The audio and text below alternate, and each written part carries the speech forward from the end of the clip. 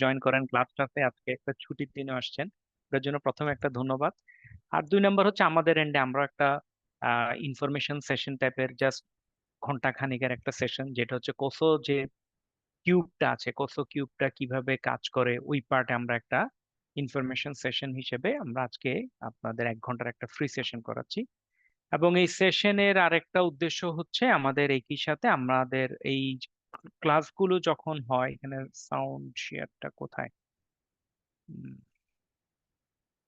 এখানে আমরা share sound change হয়ে যায় এটা, মানে আমাদের যে বিভিন্ন কোর্স হয় ওই কোর্স সম্পর্কে একটু আপনাদের সামান্য একটা ব্রিফ দেওয়ার একটা ইচ্ছা আছে আর কি। আমাদের আমাদের এই কোর্সও পার্টটা আন্ডারস্ট্যান্ডিং কোর্সও standard framework for effective internal control, এই কোর্সটা আসলে আমাদের শোনা একটা বড়। যাচ্ছে? স্যার কথা কি শোনা যাচ্ছে?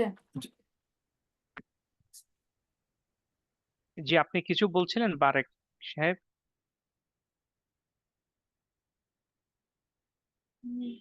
না ভাইয়া। জি, আচ্ছা। এখন যেটা হলো, এখন এই যে আম, আপনার যেটা হলো টোটাল আমাদের একটা কোর্স আছে আমাদের internal auditor, PIA, professional internal auditor. ওই প্রফেশনাল ইন্টারনাল অডিটর একটা পার্ট হচ্ছে এটা। ওইখানে এলাবোরেট পুরো 5 দিন ক্লাস হয় কোর্সের উপরে। তা আমরা আজকে জাস্ট একটা 1 আওয়ার একটা সেশন করছি। কোর্সটা সাধারণত কিভাবে, আমরা তো কিউবটা দেখি সবসময়, গুগলে সার্চ দিলে কোসো কিউবটা আসে। কিউবটা আসলে কি মিনিং করে আমরা মিনিংটা একটু শুনবো। এর মিনিং শোনার আগে আমরা একটু ছোট ছোট একটু অন্য মানে কোসো রিলেটেডই আমরা আরেকটা জিনিস শুনি। কোসো মেনলি কোসো কাকে বলে, কি হয় কি হচ্ছে, এটার আগে একটু জাস্ট বলি। কোসোতে দুটো কোর্স আসে, আসলে দুই ধরনের, একটা হচ্ছে এন্টারপ্রাইজ, একটা হচ্ছে রিস্ক ম্যানেজমেন্টের উপর, আর একটা হচ্ছে ইন্টারনাল কন্ট্রোলের উপর। আমরা যে কিউবটা দেখি এটা রিস্ক ম্যানেজমেন্টের একটা পার্ট, কিন্তু এটা basically focused on internal control. এর বাইরে কোসোতে আরো একটা পার্ট আছে এবং এটা একটা সেপারেট কোর্স হিসেবে ওনারা রান করে, যেটা হচ্ছে রিস্ক অ্যাসেসমেন্টের উপরে, রিস্ক অ্যাসেসমেন্ট আর। এখন আমি জাস্ট গো থ্রু করছি দুইটা কারণে। প্রথমটা হচ্ছে একটা ওয়ার্ম আপ। আমাদের অভিজ্ঞতা হচ্ছে যখন এই যে লোকজন জয়েন করে না, আপনি দেখবেন এখন আমরা আছি হয়তো 20 জন 24 জন, দেখা যাবে 10-15 মিনিট পরে বেশ কিছু লোক জয়েন করে। এখন উনারা প্রথম দিকে সবই মিস করে, এখন আমরা প্রথম দিকে একটা কিছু জিনিস দিই, আবার পরের দিকে একটা দুটো একটু মেলানোর জন্য একই সাথে আমি একটা ইন্টারেস্টিং একটা ভিডিও দেখাবো, যেটা আমাদের নর্মাল অডিটের কনসেপ্টের বাইরে, একটু বোঝার জন্য, মানে মানুষকে একটু অন্যভাবে think out of the box একটা চিন্তা করার জন্য। তা আমাদের রিস্ক অ্যাসেসমেন্ট হচ্ছে রিয়েলিটিটা কি? রিয়েলিটিটা হচ্ছে আমাদের ম্যানেজমেন্ট, আমাদের যে ডে টু ডে যেই কাজটা করি প্রতিটা কোম্পানিতে, প্রতিটা ইভেন আমাদের বাসায় বাসায় কি আমরা রিস্ক ম্যানেজ করি না? আমরা বাসায় রিস্ক ম্যানেজ করি। আমার বাচ্চা যখন স্কুলে যায়, আমার বাচ্চা যদি ছোট হয়, তখন আমরা চিন্তা করি বাচ্চা কিভাবে যাবে। এখন যদি গাড়ি থেকে গাড়িতে পাঠাই, গাড়ি না থাকলে সিএনজিতে গেলে আমি নিয়ে যাচ্ছি। যদি বাচ্চা একটু বড় হয়, সে যদি একাও যায়, তাহলে কিভাবে যাবে? মানে আমরা কিন্তু সবসময় একটা রিস্ক ম্যানেজমেন্টের চেষ্টা করি। আমি যখন শুনছি রাস্তায় গোলমাল হচ্ছে, ওই না ওই রোডে কোন একটা রাস্তা, আমি যাব এখন পল্টনে, আমি শুনলাম পল্টনে গোলমাল হচ্ছে, তখন আমি কি করব? আমি পল্টনটা অ্যাভয়েড করে যাওয়ার চেষ্টা করছি। কেন? আমি রিস্ক ম্যানেজমেন্ট করার চেষ্টা করছি। তাহলে আমরা রিস্ক অ্যাভয়েড করার টেন্ডেন্সিটা হচ্ছে একটা normal day to day issue প্রতিটা মানুষের জন্য। এটা হিউম্যান নেচার। হিউম্যান কখনো শুধু শুধু রিস্কে পড়তে চায় না, কেউ রিস্কে পড়তে চায় না। কিন্তু ইস্যুটা হচ্ছে আমি রিস্কে পড়তে না চাইলেও, আমি যদি রিস্কে পড়তে নাও চাই, কিন্তু আমাদেরকে অনেক সময় রিস্ক নিতে হয়। আমি জানি পল্টনে গোলমাল হচ্ছে, কিন্তু আমাকে এমন একটা কাজ আছে এখন, ওই কাজটার জন্য আমাকে পল্টনেই যেতে হবে। তাহলে আমাকে কি হচ্ছে, I know there is a risk but I have to take the risk. কেন আমি রিস্কটা নিচ্ছি? নিশ্চয়ই যে রিস্ক আছে তার থেকে যে আমার গেইনটা তার চেয়ে বেশি সম্ভাবনা আছে, ওই জন্য আমি সুযোগটা নেওয়ার চেষ্টা করছি। তাহলে আমরা যখন রিস্ক নিই, রিস্কের সাথে একই সাথে আমাদের একটা কি আছে, রিস্কের সাথে একটা গেইনের একটা ইস্যু থাকে। আমরা যখন যারা ব্যবসায়ী ওরা দেখবেন কিছু রিস্ক নেয়। যারা আমরা যারা অডিটে বা অ্যাকাউন্টসে আমরা আছি, আমাদের সাথে দেখবেন বিজনেসম্যানদের অনেক কনসেপ্ট মিলে না। আমরা বলি ধুর এটা ভুল করছে, হ্যান করছে ত্যান করছে, পরে দেখা যায় হ্যাঁ ভুল হয়েছে। আবার অনেক সময় দেখা যায় আমরা ভাবি না ওইভাবে ওরা গেইন করেছে। তার কারণটা হচ্ছে উনারা কিছু জিনিস কাজ করে হাঞ্চের উপরে, মানে ওনাদের একটা হাঞ্চ থাকে। ওনারা কাউন্ট করে আমার রিস্ক কত, আমার গেইন কত, এই দুইটার মাঝে ইয়েটা কত, মানে কোনটা আলটিমেট বেনিফিটেড হবে, আমি যে রিস্কটা নিব আমার রিস্ক নেওয়ার পর কি হবে। এখন এই পার্টটা হচ্ছে রিস্ক অ্যাসেসমেন্ট। এটা কিন্তু ওই যে ফ্রেমওয়ার্কেরই সরাসরি পার্ট না, এটা হচ্ছে আমি ফ্রেমওয়ার্কের বাইরের একটু কথা বলছি, কোসোর পার্ট। এটা কোসোর পার্ট। বাট ফ্রেমওয়ার্কের পার্ট না। এখানে যদি একটা ছবি দেখাচ্ছে দেখেন ডেইলি, আমি একটু পয়েন্টার অপশনটা নিই, লেজার পয়েন্ট, হ্যাঁ, ডেইলি ম্যানেজমেন্টের আমাদের যে ডেইলি ওয়ার্কটা থাকে, ডেইলি ওয়ার্ক যদি নর্মালি হয়, ডেইলি ওয়ার্কটার মাঝে একটা রিস্ক কিন্তু অটোমেটিক্যালি থাকে। ডেইলি ওয়ার্কের মাঝে আমাদের ডেটা বেসড কমিউনিকেশন হচ্ছে, এখানে অটোমেটিকলি কিছু ডেইলি কন্ট্রোল আছে, আবার ডেইলি ওয়ার্ক ইমপ্রুভমেন্টও আছে। যে কোম্পানিতে কোনো ইয়া নাই, এসওপি নাই, স্ট্যান্ডার্ড অপারেটিং প্রসিডিওর, আমরা গেলাম, গিয়ে বললাম আপনার এসওপিটা দেন, উনি বললো কি আমাদের কোনো এসওপি নাই, তখন আমি সাথে সাথে একটা রিপোর্ট করে ফেললাম ওনার কোনো এসওপি নেই, ওনার কোনো প্রসেস নাই, কোনো কন্ট্রোল নাই, ভেরি খারাপ অবস্থা। ইট শুড নট বি, এটা হইতেই পারে না, কারণ ওনার এখানে হয়তো রিটেন নাই কিন্তু প্র্যাকটিস আছে। দেখবেন ঠিকই যে একদম একটা মুদির দোকানেও যদি যাই আমরা, দেখবেন মুদির দোকানও ওর একটা কেউ বাকি নিলে একটা খাতায় কোনোখানে লিখে, ফেরত দেওয়ার পর ওটা লিখে, হয়তো যেভাবে স্ট্রাকচারালি আমরা এক্সপেক্ট করি ওভাবে লিখে না, কিন্তু ওরও একটা হিসাব আছে। সবারই একটা প্রসেস থাকেই।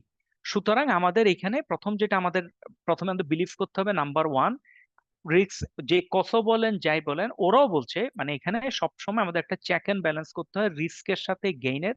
এবং আমরা যদি রিস্ক না নেই, আমি যদি রিস্ক না নিই, আমি কিন্তু আলটিমেট গেইনটাও পাবো না। এবং রিস্ক সবসময় নেগেটিভ না, রিস্ক কিন্তু পজিটিভও হয়, রিস্ক পজিটিভও হয় নেগেটিভও হয়, কিন্তু আমরা ধরে নিই রিস্ক মানে নেগেটিভ, রিস্ক মানে সবসময় নেগেটিভ না। হ্যাঁ, রিস্ক ভুল হতে পারে, ভুল থেকে শিখবে, ভুল থেকে আগাবে, কিন্তু তারপরও আমাদের চেষ্টা করতে হবে আমরা কিভাবে রিস্কটা মিনিমাইজ করবো। এন্ড অফ দ্য ডে আমরা রিস্ক নিব না তা না, আমরা রিস্ক নিব কিন্তু রিস্কটাকে মিনিমাইজ করে নিব, যেন রিস্কটা আমার ভয়াবহ নেগেটিভ কোনো কিছুতে আমরা পড়ে না যাই। এবং এটা ডিফাইন এবং স্ট্যান্ডার্ডাইজ করার পর, এই যে রিস্কের টোটাল এই ডেইলি যে ওয়ার্কটা হয়, database communication, daily control, daily work improvement, এগুলো ডিফাইন এবং স্ট্যান্ডার্ডাইজ করার পর আসছে establish ownership of area roles and responsibilities. রিস্কের ডেফিনেশন কি, একদম যদি সরাসরি আমরা ইয়েতে যাই, ডিকশনারি থেকে একটা নেওয়া হয়, the possibility that N event will ochre and adversely, এটা ডিকশনারিতে বলা হচ্ছে adversely effect the achievement of objective. সুতরাং যেটা অ্যাডভার্সলি বলতে এটা নেগেটিভ না, জিনিসটা হচ্ছে আমি যখন একটা রিস্ক নিলাম এই কাজটা হওয়ার জন্য, আমার এই রিস্ক যেটা আছে ওই রিস্কের জন্য আমার এই কাজটা নাও হইতে পারে, তাহলে আমার যে অবজেক্টিভটা থাকে, আমার অবজেক্টিভটা আমি ম্যাচ করতে পারছি না। এখানে কোশ্চেন দেখেন, the use of word adversely does not ignore the upside of risk. Identification could create opportunities that shouldn't be overlooked. The key of effective execution of risk assessment principle is the definition of tolerance. এখানে একটা risk নতুন আর একটা word আসলো, tolerance.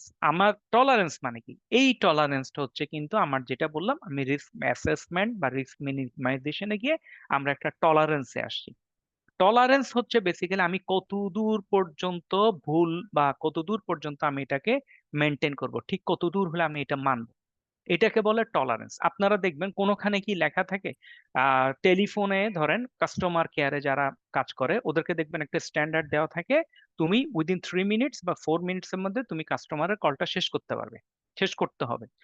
আবার দেখবেন ওদেরকে বলা আছে তুমি চেষ্টা করবে ম্যাক্সিমাম যেন 7 মিনিট বা 8 মিনিটস এর বেশি না যায়, তোমাকে শেষ করতে হয় 4 মিনিটে, কিন্তু আমি তোমাকে due to situation, due to এটা আমরা তোমার একটা টলারেন্স লিমিট দিচ্ছি, you can increase it 2 minutes more or 3 minutes more, this is called the tolerance.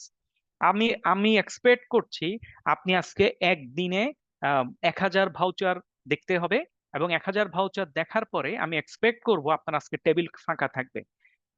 List আমি ধরে নিচ্ছি কি মনে মনে উনি 1000 ভাউচার দেখলে উনি মিস্টেক করবে, কিন্তু মিস্টেকটা কতটুকু হবে, মিস্টেকটা 1% বা 2%, যেহেতু ফিনান্সিয়াল ইস্যু হতে 1% 2%-এর বেশি যেন না হয়।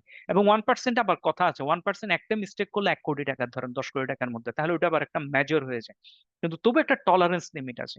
আমরা যখন অডিটে যাই, ইন্টারনাল অডিটে যাই, এক্সটার্নাল অডিটে আসে, তখন ওনারা কি করে, ওনারা আলটিমেট প্রথমে একটু ট্রায়াল বেসিসে কিছু চেকিং করে, তাই না? ওনারা আসে, ডেটা গুলো কালেক্ট করে, ডেটাগুলোকে এক্সেল শিটে ফেলে, ভাউচার গুলো চেক করে, এই যে ওনারা চেক করে ওটা কি হিসেবে করে, একটা টেস্ট বেসিসে করে। এখন টেস্ট বেসিসে ওনারা যদি 10টা চেক করে 5টা ভুল পায়, তাহলে ধরে নিতে হবে এখানে ম্যাসিভ প্রবলেম আছে। ওনারা তখন পরবর্তীতে আবার 10টা চেক করলে আবার 2-3টা ভুল পাইলো, তাহলে ধরে নিতে হবে there is a major problem. এখন দেখা গেল কি আপনি 10টা চেক করলেন, একটাও ভুল পাইলেন না, আবার 10টা করলেন পাইলেন না, এইভাবে করে আপনি 100টা চেক করে ফেললেন, ওই 200তম বারে গিয়ে একটা ভুল পাওয়া গেল, কিন্তু তাও এরকম সিগনিফিকেন্ট ভুল না, একটা কোডের ভুল, পেপার এন্ড প্রিন্টিং এর স্টেশনারি কে ধরেন আপনার কনভেন্সে চার্জ করে দিয়েছে ওইরকম একটা ভুল, তখন আপনি ধরে নিতে পারেন ধরে কি টলারেন্স লিমিটের মধ্যে আছে, ভুল আছে হিউম্যান মানুষ মাত্র ভুল ভুল হবে, কিন্তু ভুলটা একটা লিমিটের মধ্যে আছে। This is called a tolerance. এখন এই যে রিস্ক টলারেন্স যেটা বলা হচ্ছে, এটা আসলে বেস কার উপর বেস করতে পারেন আপনার টলারেন্স? এটার কি কোনো স্ট্যান্ডার্ড রুলস বলা যায় এত পার্সেন্ট হলে টলারেন্স? এটা কোনো স্ট্যান্ডার্ড রুলস নাই। কেন রুলস নাই? আমার জন্য যেটা টলারেন্স আপনার জন্য হয়তো এটা টলারেন্স না। আমি যে কোম্পানিতে কাজ করি, আমার যে ম্যানেজমেন্ট আছে, আমার ম্যানেজমেন্টের কাছে হয়তো পিন পয়সা মানে একদম আমি নিজের চোখের একটা ঘটনা বলি, জেমস ফিনলেতে উনারা সারাদিন ওই এক্সটার্নাল অডিটের সময় এবং এগুলো বলছি 2002 সালে, তখন কিন্তু এত কম্পিউটার প্রিন্টিং এত ম্যাসিভ হয় নাই, মানে অনেক কিছুই তখনও ম্যানুয়াল ছিল, এক্সেলে করতো, এরকম ছিল। উনাদের একটা অ্যাকাউন্ট যখন করলো ট্রায়াল ব্যালেন্স, এবং ওই অ্যাকাউন্টসটা কত বড়, ট্রায়াল ব্যালেন্সটা এটা বোধহয় কয়েকশো পেজের একটা ট্রায়াল ব্যালেন্স, ম্যানুয়ালি ক্যালকুলেটারে টেপে টেপে করছিলেন যারা করেছেন। করার পরে ট্রায়াল ব্যালেন্সের দুই পাশে একটা ডিফারেন্স আসছিল 75 পয়সা, 75 পয়সা, কিন্তু আমি 75 টাকাও না। এবং জেমস ফিনলের কোটি কোটি কোটি টাকার বিজনেস ওদের, ওইখানে 75 পয়সা কোনো ইনফিগারই না। কিন্তু আমি এখনো মনে আছে 3টা দিন 2জন লোক, একজন আবার চার্টার্ড অ্যাকাউন্টেন্ট, একজন হচ্ছে তখন আপনার going to be chartered accountant Khasru ভাই, 3টা লোক মানে একদম সারাদিন 24টা ঘন্টা আপনার এই 3জন লোক ইয়ে করলো, আপনার কি বলে কাউন্ট করলো, আবার পুরাটা ক্যালকুলেটর মারলো, পুরাটা ক্যালকুলেটর মেরে শেষ পর্যন্ত কোন জায়গায় ভুল আছে ভুলটা আইডেন্টিফাই করে পুরোটা মেলানোর পর উনার ট্রায়াল ব্যালেন্সটা রেডি করলেন। তার কারণটা হচ্ছে উনাদের কাছে হয়তো টলারেন্স লিমিট হচ্ছে 100% হতে হবে। সুতরাং টলারেন্সের কোনো স্পেসিফিক লিমিট নাই। টলারেন্স হচ্ছে যার জন্য যতটুক, যে ম্যানেজমেন্ট যতটুক অ্যালাউ করে। এটা হচ্ছে ধরেন আমরা যখন ডক্টরের কাছে যাই, বিশেষ করে ব্যথা নিয়ে যদি কোনো ডক্টরের কাছে যান, আমি আমার আম্মাকে নিয়ে প্রচুর যেতে হয়েছে ওই হিসেবে জানি, যে ডক্টরের কাছে যাই, ডক্টর ধরেন হাত দিল, বললো এখানে ব্যথা, এখানে ব্যথা, ঠিক আছে, এখানে চাপ দেয়, তখন ডক্টর একটা কমন কোয়েশ্চেন করে, আপনার ব্যথাকে আমরা যদি বলি 10 হচ্ছে সর্বোচ্চ ব্যথা, 0 হচ্ছে ব্যথা নেই, আপনি আপনি 10, 0 থেকে 10-এ আপনার ব্যথাকে কত বলবেন? এখন আমার নেচার ধরেন আমি অসম্ভব আহ, আহ, অল্পে কাতর হয়ে যায় টাইপের লোক, মানে আমার নর্মালি ওটা কোনো ব্যথাই না, কিন্তু আমি হা হা, তখন আমি বললাম ভাই 10-এ 10, মানে ম্যাসিভ ব্যথা। আবার ধরেন হয়তো আমার আম্মার হচ্ছে ব্যথার ক্ষমতা মানে ইয়ে করার ক্ষমতা অনেক হাই, আমার আম্মা ধরেন ওইটা করে বললো কি আমার আমার ব্যথা 10-এ 5, তাহলে আপনি দেখেন এটা রিয়েল গেল না। আমি বললাম আমার ব্যথা 10-এ 10, কিন্তু এটা আসলে খুব বেশি ব্যথা না। ইস্যুর হচ্ছে আমার টলারেন্স লিমিট কম, আমি খুব বেশি ব্যথা সহ্য করতে পারি না, অল্পই আমার জন্য অনেক বেশি। আমার নখে একটু করে ধরেন ব্যথা হয়, নখে একটু বেশি কাটলাম একটা যে ব্যথা হয়, ওইটার জন্য আমি শেষ, ওটার জন্য প্যারাসিটামল খাই। আবার আরেকজন হয়তো দেখবেন পুরা হাত কেটে সেলাই পড়েছে, উনি কিছু খায় না, উনি ওইটা হজম করে নিচ্ছে। শুধু এটা ম্যান টু ম্যান ভেরি করে, এটা ফিজিক্যাল না শুধু, কারণটা সাইকোলজিক্যাল। অনেকে আছে এটা মানতেই পারে না, এটা এরকমই হইতে হবে। আবার অনেকে আছে গ্রসে মিললে হলো হইলো তো ঠিক আছে ওকে। আমি এরকম একজনকে চিনতাম, ওর থেকে আমি অনেক কিছু শিখেছি বিজনেসের পার্টে। উনি যে কোনো হিসাব যখন করতেন, আমি দেখলাম কি একটা গ্রসে উনি একটা মাথা হিসাব গ্রসে করতেন, কিন্তু নেটে না, এবং বেশ বড় গ্রসে। এবং গ্রসে উনি হিসাব করে উনি সব সময় জানাতেন, গ্রসে হিসাব করে এটা কি হবে, মানে আপনার এটা অ্যামাউন্ট, মানে গ্রসে হিসাব করে কত টাকা হইতে পারে কি হইতে পারে, এই জিনিসটা উনি গ্রসে জানাতেন। এবং ওইটাও একটা ইস্যু, আমি গ্রসে এই জিনিসটা ক্যালকুলেশন করতে পারাটা হচ্ছে একটা পার্ট। আর রিস্ক টলারেন্ট কিভাবে ডিফাইন করা হয়? Acceptable level of variation in performance relative to the achievements of objective. আর tolerance can be expressed in different ways. Materiality used when speaking in financial term, compliance, operation risk tolerance expressed in terms of acceptable level of variation in performance. So define risk tolerance, we must understand and what's the objective. এবং অনেক সময় risk management করতে গিয়ে কাজ slow হয়ে যায়।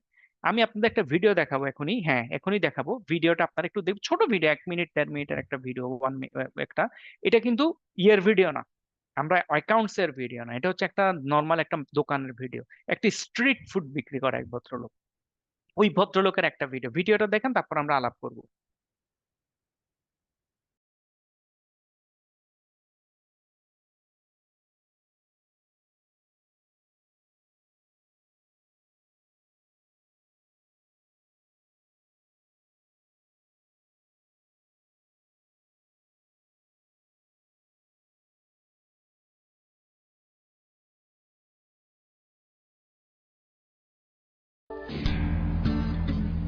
Jim is a vendor in New York City. Every morning he sets up his shop on the street.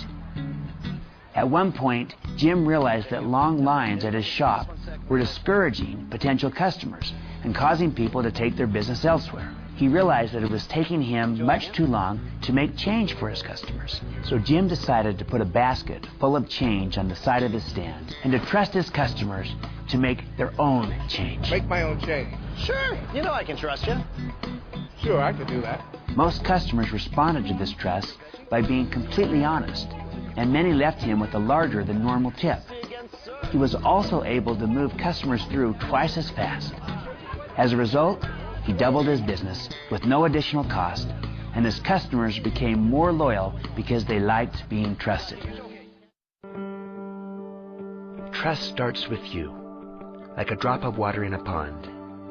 If you yourself are trustworthy, you create a ripple effect. You produce 5 waves of trust.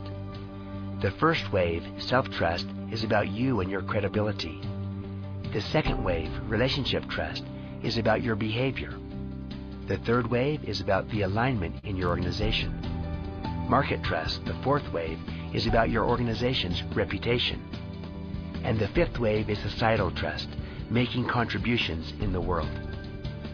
The only way to have influence in any area is to begin in the center. All 5 waves start with you.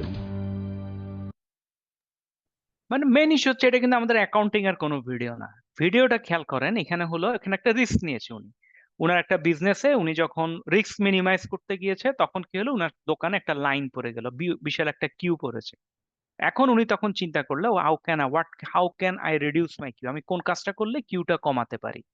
তখন উনি কিউতে যে কাজটা করলেন, উনি উনার changes গুলো একটা বাইরে রাখলেন, রেখে বললেন কি আমি খাবার দিচ্ছি, তোমরা তোমাদের যে যে এস পার চার্ট যে খাবারটা খাচ্ছ বিলটা দিয়ে ইউ ক্যান গো। এবং এটা প্রথম দিকে অনেকে ট্রাস্ট বলে, তুমি বলছো আমি দিয়ে নিয়ে যাবো, আমি তো কমও দিতে পারি, বলে I know I can trust you, no problem. ও ট্রাস্ট করলো, মানে ও রিস্ক নিল, এবং রিস্ক নেওয়ার পর কি হলো, লোকজন এখানে সমানে টাকা দিতে লাগলো। এবং এক পর্যায়ে বললো নর্মালি যে টিপসটা দিত, টিপসের অ্যামাউন্টটাও বড় হয়ে গেল। হয়তো 2-1 জন কমও দিয়েছে, ওটাও তো মানে 100 জনের মাঝে কেউ কম দিবে না তা তো না, 2-1 জন হয়তো কমও দিয়েছে, আবার অনেকে বেশি দিয়েছে। ইন টোটাল গিয়ে লসটা হয় না। দিস ইজ দ্য বিজনেসম্যানের ভিউ। বিজনেসম্যান এই লোকের হচ্ছে উনি অনেক টলারেন্স, ওনার টলারেন্স লিমিট অনেক হাই। উনি চিন্তা করলো কত আর মার যাবে, যা হবে হোক। কারণটা হচ্ছে একটা জিনিস মাথায় রাখতে হবে, যে লোক 1000 কোটি টাকা বিজনেস, উনি তো আর 10 টাকার জন্য রিস্ক নেয় না, উনি রিস্ক নেয় 1000 কোটি টাকা 100 কোটি টাকার উপর রিস্ক নেয় যখন, কারণ রিস্কটা ওই লেভেলের নেয় উনি। আর এই ধরেন উনি স্ট্রিট ফুড সেল করে, উনি হয়তো সারাদিনে $100 বা $200 সেল করে, শুধু উনি কিন্তু $200 উপরে রিস্কটা নিয়েছে। উনার পুরো সেলটার পরে টাকা না দিয়েও চলে যেতে পারে, বেশ বড় একটা অংশ, বা হিসাব নাও মিলতে পারে, কিন্তু রিস্কটা নিয়েছে, হি গেটস রিওয়ার্ডেড। এটা হচ্ছে কসর একটা পার্ট, যেটাকে ওরা বলে এন্টারপ্রাইজ রিস্ক ম্যানেজমেন্ট, যেটার একটা মেজর পার্ট হচ্ছে মেজার্স ভার্সেস টলারেন্স এখানে আসে। আমরা এরপর সেকেন্ড পার্টে যাই, যেটাতে আমরা এবার ঢুকবো কসো, যেটা আমাদের আজকের টপিকস হচ্ছে মেইনলি যে কিউবটা আমরা দেখি, কিউবটা দ্বারা কি বোঝায়। এই কিউবটা হচ্ছে কসোর মিনিংটা হচ্ছে কমিটি অফ স্পন্সরিং অর্গানাইজেশন। তাহলে কেউ না কেউ কিছু না কিছু কমিটি আছে যারা স্পন্সর করেছে এবং একটা কমিটি ফর্ম করেছে, এবং কমিটি ফর্ম করে ওরা চালাচ্ছে। Who are the sponsor organization, প্রথম কোশ্চেন। তাহলে এখানে কেউ না কেউ এটা স্পন্সর করেছে। Formed in 1985। কখন কোসো ফর্ম হয়েছিল? 1985-এ, to sponsor the national commission of fraudulent financial reporting. কিসের জন্য হয়েছিল? National commission on fraudulent financial reporting. Fraudulent financial reporting এর উপরে উনারা এই পার্টটা করেছিলেন। comprised of 5 private sector organization, 5টা প্রাইভেট সেক্টর অর্গানাইজেশনের মাধ্যমে। সেই 5টা প্রাইভেট সেক্টর অর্গানাইজেশন কারা? প্রথম অর্গানাইজেশন হচ্ছে American accounting association, AAA। 2 number হচ্ছে American institute of certified public accountant, AICPA। 3 number হচ্ছে financial executives international, FEI। 4 number হচ্ছে institute of internal auditor, IIA। এবং 5 নাম্বার হচ্ছে ইনস্টিটিউট অফ ম্যানেজমেন্ট অ্যাকাউন্টিং। তো এই ইনস্টিটিউট অফ ম্যানেজমেন্ট অ্যাকাউন্টেন্টটা কারা? ওরা হচ্ছে CMA। তাহলে এই 5টা বডি কম্প্রাইজ করে কসোটা হলো। এখন এই 5টা বডির কমন বৈশিষ্ট্যটা কি খেয়াল যদি করে দেখেন, American accounting association from USA, American Institute of Certified Public Accountant from USA. ভলিউমটা Finan- খুব স্লো আসতেছে স্যার, একটু বাড়ান, আপনার কথাটা কম শোনা যাচ্ছে। কথা কি আর কেউ শুনতে পাচ্ছে, সমস্যা হচ্ছে না? ক্লিয়ারলি শোনা যাচ্ছে, ক্লিয়ারলি শোনা যাচ্ছে। হ্যাঁ, ভাই শোনা আপনি যাচ্ছে। সেটটা একটু চেক করে দেখেন, কারণ আমি এইটা দিয়ে আজকে সারাদিন ক্লাস নিয়েছি। আজকে 7 বছর ধরে নিই। ঠিক আছে ভাই। তারপর হচ্ছে ফাইন্যান্সিয়াল এক্সিকিউটিভ ইন্টারন্যাশনাল, FEI, এটা কোথাকার? এটাও ইউএস এর। ইনস্টিটিউট অফ ইন্টারনাল অডিটর, এটা কোথাকার? এটাও ইউএস এর। ইনস্টিটিউট অফ ম্যানেজমেন্ট অ্যাকাউন্টেন্ট, এটা কোথাকার? এটা ইউএস এর। তাহলে আমরা কসর একটা কমন জিনিস পেলাম, এটা হচ্ছে অল দ্য অ্যাসোসিয়েশনস, যে 5টা অ্যাসোসিয়েশন বলা হচ্ছে, এই 5টা অ্যাসোসিয়েশনই আপনার ফ্রম ইউএসএ। এই 5টা অ্যাসোসিয়েশনে কোত্থেকে? 5টা অ্যাসোসিয়েশন হচ্ছে ইউএসএ থেকে। তাহলে কেন ইউএস এর অ্যাসোসিয়েশন সবগুলো? কেন অন্য কোনো দেশের এখানে অ্যাসোসিয়েশন নাই? কেন American accounting association, thought leaders in accounting, AICPA, CIMA, IMA, FEI, institute of internal audit? তার কারণটা হচ্ছে এই মানে রিস্ক ম্যানেজমেন্ট, আপনার ইন্টারনাল কন্ট্রোল, এটা নিয়ে হঠাৎ করে 2000 সালের পরে, 2002 সালের পরে ইউএসএ হিউজ সাফার করেছে। আপনার 98 থেকে 2000 সাল পর্যন্ত, 2001 সাল পর্যন্ত ইউএসএ তে যেভাবে ফিনান্সিয়াল ক্রাইম হয়েছিল, এটা অবিশ্বাস্য ধরনের একটা ইস্যু ছিল। 91 থেকে 98 থেকে 2001 পর্যন্ত আইনের বিভিন্ন ফাঁক ফোকর দিয়ে প্রচুর ইনস্টিটিউট, প্রচুর কোম্পানিরা, ইভেন ইনক্লুডিং চার্টার্ড অ্যাকাউন্টেন্সি ফার্মরা, আর্থার অ্যান্ডারসন থেকে শুরু করে বড় বড় নাম, সবাই মিলে ওরা ফ্রডিউলমেন্ট বিভিন্ন রকম কাজে ইনভলভ হয়ে গেছিল। যখন সবকিছুতে ইনভলভ হয়, তখন একটা পর্যায়ে গিয়ে আপনার সার্ভেন্টস-অক্সলে অ্যাক্ট, ইউএস গ্যাপটা চেঞ্জ করে IAS IFRS মিলে একটা কমন অ্যাকাউন্টিং স্ট্যান্ডার্ড ক্রিয়েট করা, তারপর আপনার এই ধরনের কাজগুলো তখন ইউএসএ থেকে বাড়া শুরু হলো। কোথায়? ইউএসএ তে। তখন ইউএসএ তে এই কসো যদিও ফাউন্ডেড 1985, কিন্তু it was not popular at all. COSO popular হয়েছে 2013 সাল থেকে। কসো ওদের এন্টায়ার রিপোর্টিং থেকে শুরু করে ওদের এই যে কিউব টিউব দেখেন, সবকিছু হচ্ছে 2013 সালে। ওরা নতুন ভাবে সব গুছায় 2013 সাল থেকে কসো শুরু করলো। এবং কসো শুধু কসোর আপনার কোর্স আছে, এই AICPA তেও পাবেন, আমেরিকান অ্যাকাউন্টিং অ্যাসোসিয়েশনে পাবেন, ইনস্টিটিউট অফ ইন্টারনাল অডিটর পাবেন। ওদের ওয়েবসাইটে গেলে আপনারা শুধু এই যে কসোর উপরেই, মানে এই যে এন্টারপ্রাইজ রিস্ক ম্যানেজমেন্ট অথবা আপনার ইন্টারনাল কন্ট্রোল, দুইটার উপরে কোর্স পাবেন। এক একটা কোর্স $1,500, $1,500 নিচে কোনো কোর্স নেই এই 3টা ইনস্টিটিউটে, এই কোর্সের কোর্সগুলো।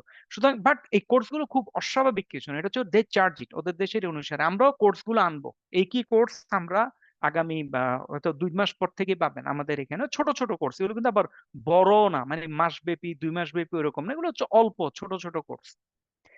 আচ্ছা, এরপর হলো আপনার এই যে কসর, এটা গেল কসর।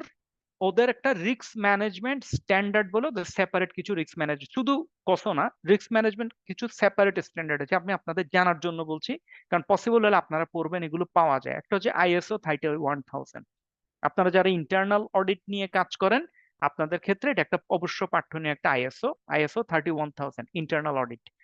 কসো ERM ফ্রেমওয়ার্ক, এই যে ERM ফ্রেমওয়ার্কের উপরে ওই যে ওরা বললাম কোর্স করায়, এই 3টা ডিপার্টমেন্টে, এই 3টা ডিপার্টমেন্টের ওদের কোর্সের নামই হচ্ছে কসো ERM ফ্রেমওয়ার্ক। আরেকটা হচ্ছে বেসেল ফ্রেমওয়ার্ক। বেসেল ফ্রেমওয়ার্ক আমরা জানি এটা বেসিক্যালি ব্যাংকিং কে টার্গেট করে। For financial institution, the Basel committee of banking supervision provides guidelines on risk management practices including credit, market, operational risk. The Basel accords are crucial for regulatory compliance in the banking sector.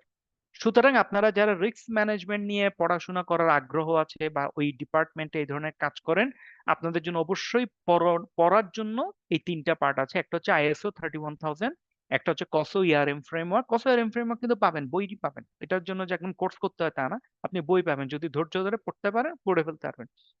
আর একটা হচ্ছে Bessel framework. এবং আমরা আমাদের আজকের টপিকসটা হচ্ছে COSO cube and risk management. COSO cube and risk management আমাদের আজকের টপিকস হচ্ছে।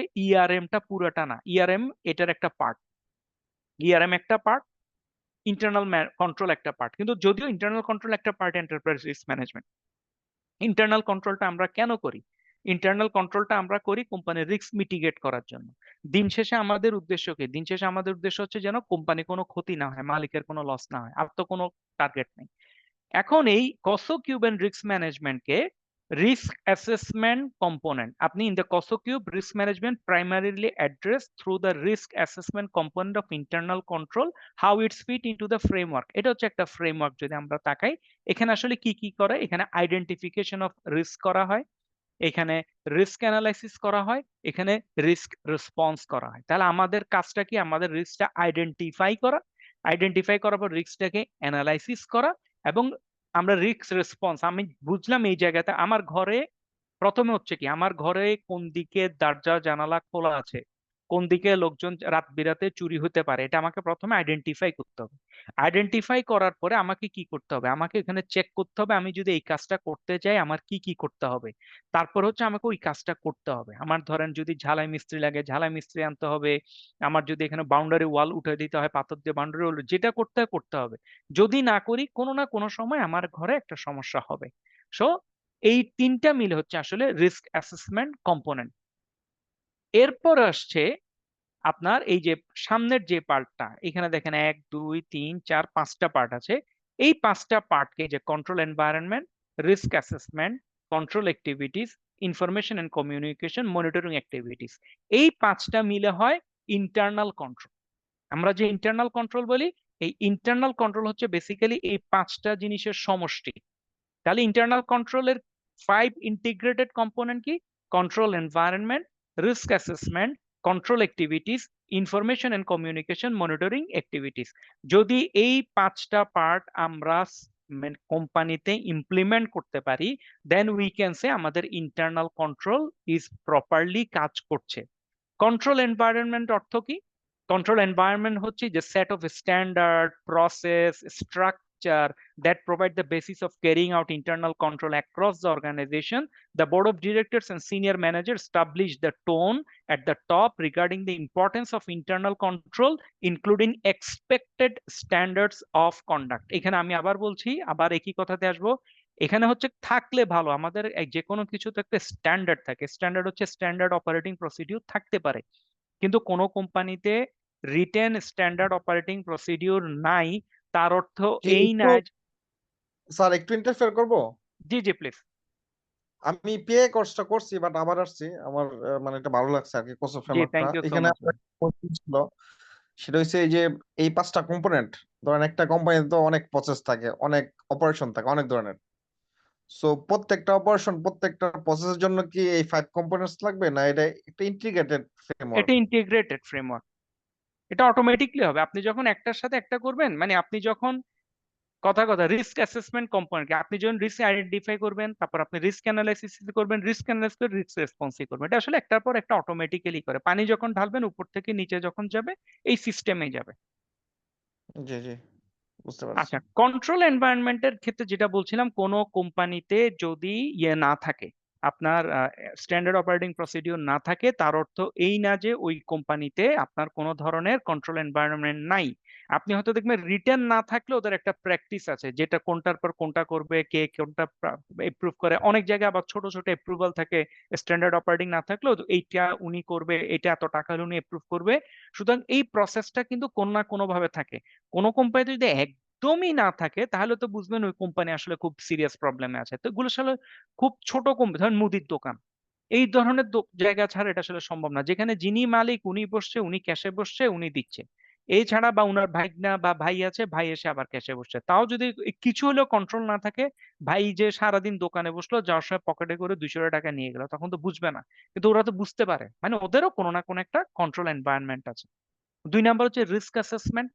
রিস্ক অ্যাসেসমেন্টটা কি? This involves identifying and analysing risk that could prevent the organization from achieving its object. It includes assessing both internal and external risk and determine how these risks should be managed. যে কোনো কাজে বা যে কোনো ইয়েতেই সবারই risk থাকে। Risk internal হতে পারে, এক্সটার্নালও হতে পারে। আমাদের কাজটা কি? আমাদের রিস্কটা অ্যাসেস করা। অ্যাসেস করে কি করতে হবে? রিস্কটা ম্যানেজ করতে হবে। আমি জানলাম এখানে রিস্ক আছে, আমি চুপ করে বসে থাকলে তো হবে না। আমি যখন জানলাম রিস্ক আছে, আমি রিস্কটাকে কিভাবে ম্যানেজ করব, ওই হিসেবে আমাকে কিন্তু পরবর্তী প্ল্যানটা করতে হবে। 3 নাম্বার হচ্ছে control activities. These are policies and procedures that help ensure that management directives to mitigate risk are carried out. Control activities include a range of actions such as approval, authorization, verification, reconciliations, and review. আমাদের সফটওয়্যারে যখন check করে, software আসলে কি check করে, যে কেউ যে কোনো এন্ট্রি করতে পারে কিনা। আমরা যখন ব্যাংকে একটা চেক তুলতে যাই, আমরা কিন্তু চেকটা যখন উনাকে দিই, এখানে কিন্তু আমরা ওয়ান স্টপ সার্ভিস প্রাইভেট ব্যাংকে আমরা যাকে দিই উনি দেয় নর্মালি, কিন্তু এটা নিশ্চিত থাকেন উনি যখন ওইখানে এন্ট্রি করে, উনার পাশের জন বা কেউ না কেউ ওইখানে ওটা আবার এটা চেক করে, রিলিজ করে, মানে আরেকজনকে এটা অ্যাপ্রুভ করতে হয়। না হলে তো উনি নিজ দায়িত্বে একটা চেক বা চেক ছাড়াই আমার অ্যাকাউন্টে ঢুকে কিছু চেক নাম্বার দিয়ে উনি টাকাটা উঠে নিয়ে চলে যেতে পারবে। ওটা যেন করতে না পারে, কোনো না কোনো এন্ডে একটা অ্যাপ্রুভাল প্রসেস থাকেই। Approval, authorisation, verification, reconciliation, reviews, এগুলোকে বলে আপনার কন্ট্রোল অ্যাক্টিভিটিস। তারপর হচ্ছে information and communication. This component ensures this relevant information is identified, captured, and communicated in a timely and efficient manner. It involves both internal communication within the organization and external communication with stakeholders. একই কথা সবসময় আমার যখন কাজ করতে যাব, যে কোনো কাজে আমাদের ইন্টারনাল এক্সটার্নাল দুইটা পার্টি থাকে। আমি যখন কাজ করি, আমি যদি একটু বড় কোম্পানি হয় আমার সাথে ব্যাংকের ভালো একটা কাজ থাকে, আমার যদি কাজ করি আমার সাথে হয়তো গভর্নমেন্টের কিছু এজেন্সির সাথে কাজ থাকে, আমার সাথে যাদের আমাদের বড় বড় সাপ্লায়ার থাকে ওদের সাথে আমার কাজ থাকে, তাহলে আমি ওদের সবার সাথে কমিউনিকেশন, স্টেক হোল্ডারের সাথে একটা আমার কমিউনিকেশন থাকে। তাহলে এই component relevant information captured and communicate in timely and efficient manner. আমার কমিউনিকেশন ইনফরমেশন গুলো আমি প্রয়োজন মতো পাই কিনা, ঠিকঠাক মতো আছে কিনা।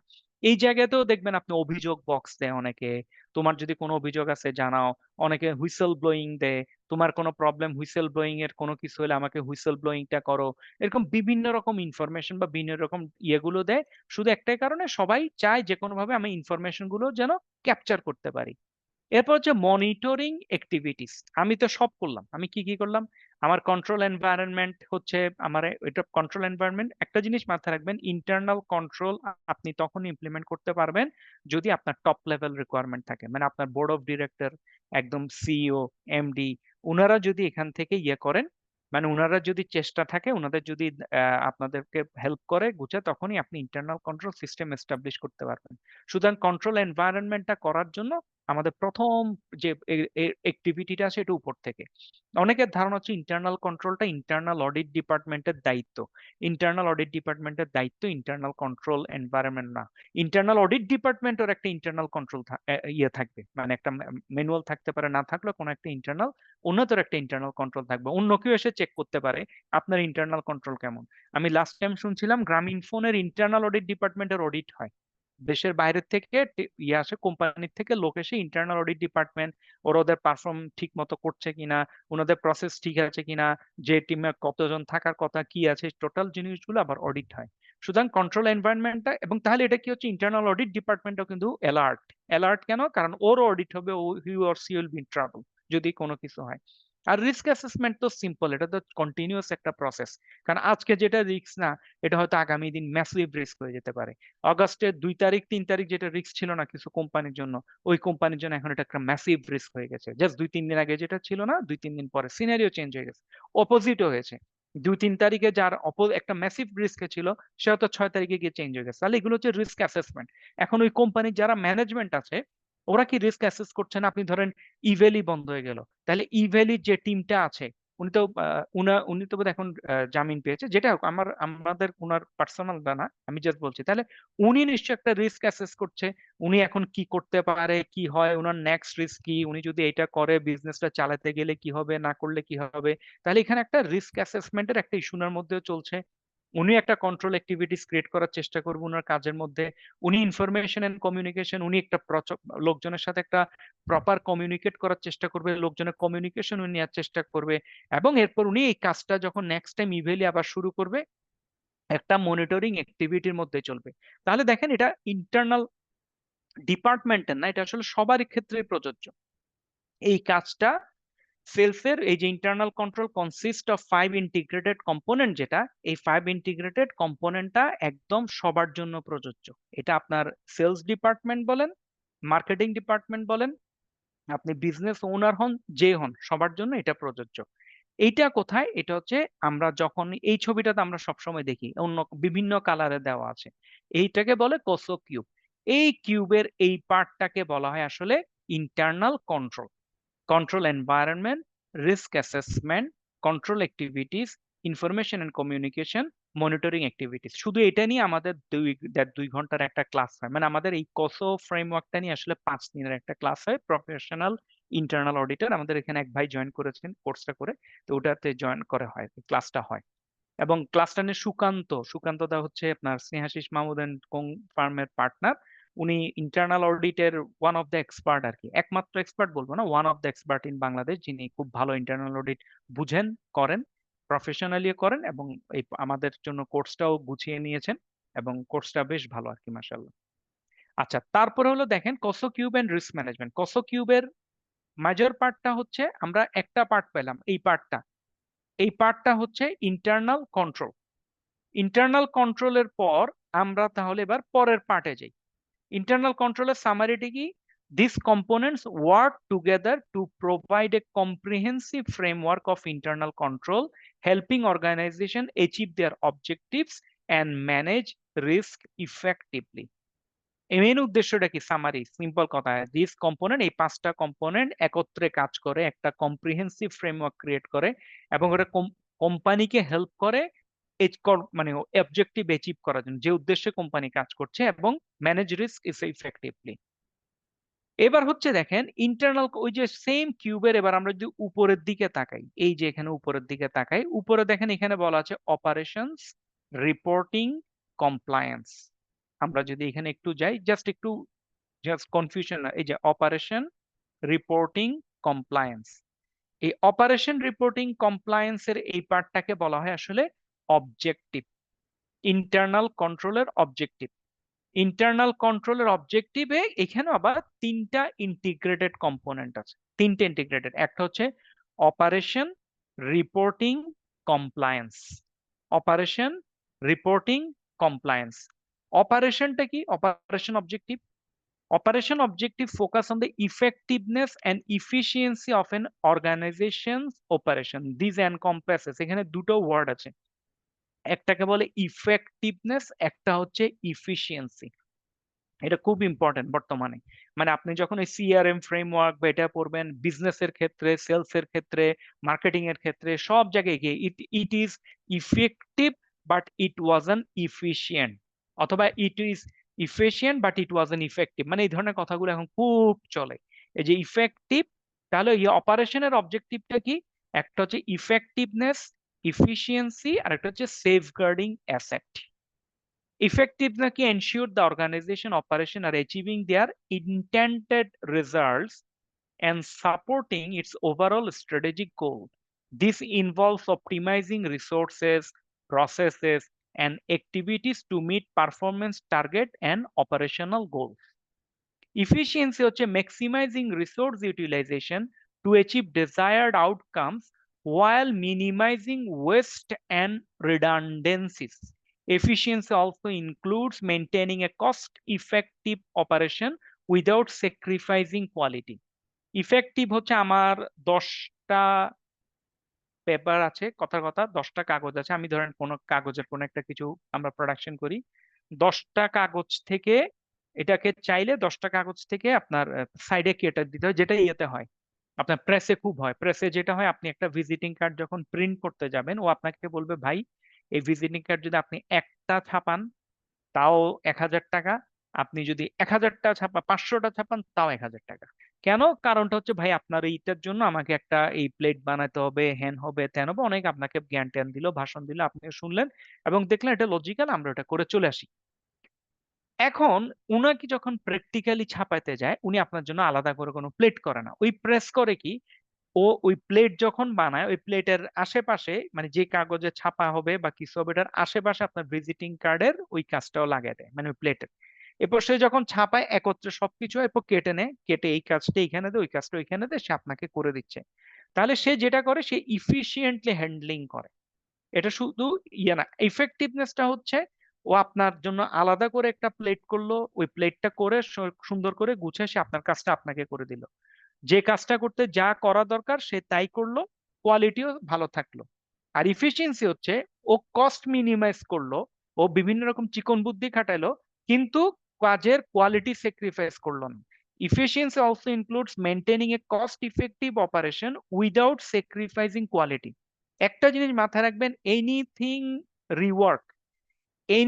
রিওয়ার্ক আপনার পার্সোনাল লাইফেও যে কাজটা একবার করে আপনি সেকেন্ড টাইম করতে যাবেন, দিট লস্ট ইউর, আপনার এটা wasting of time, wasting of energy, সবকিছু wasting.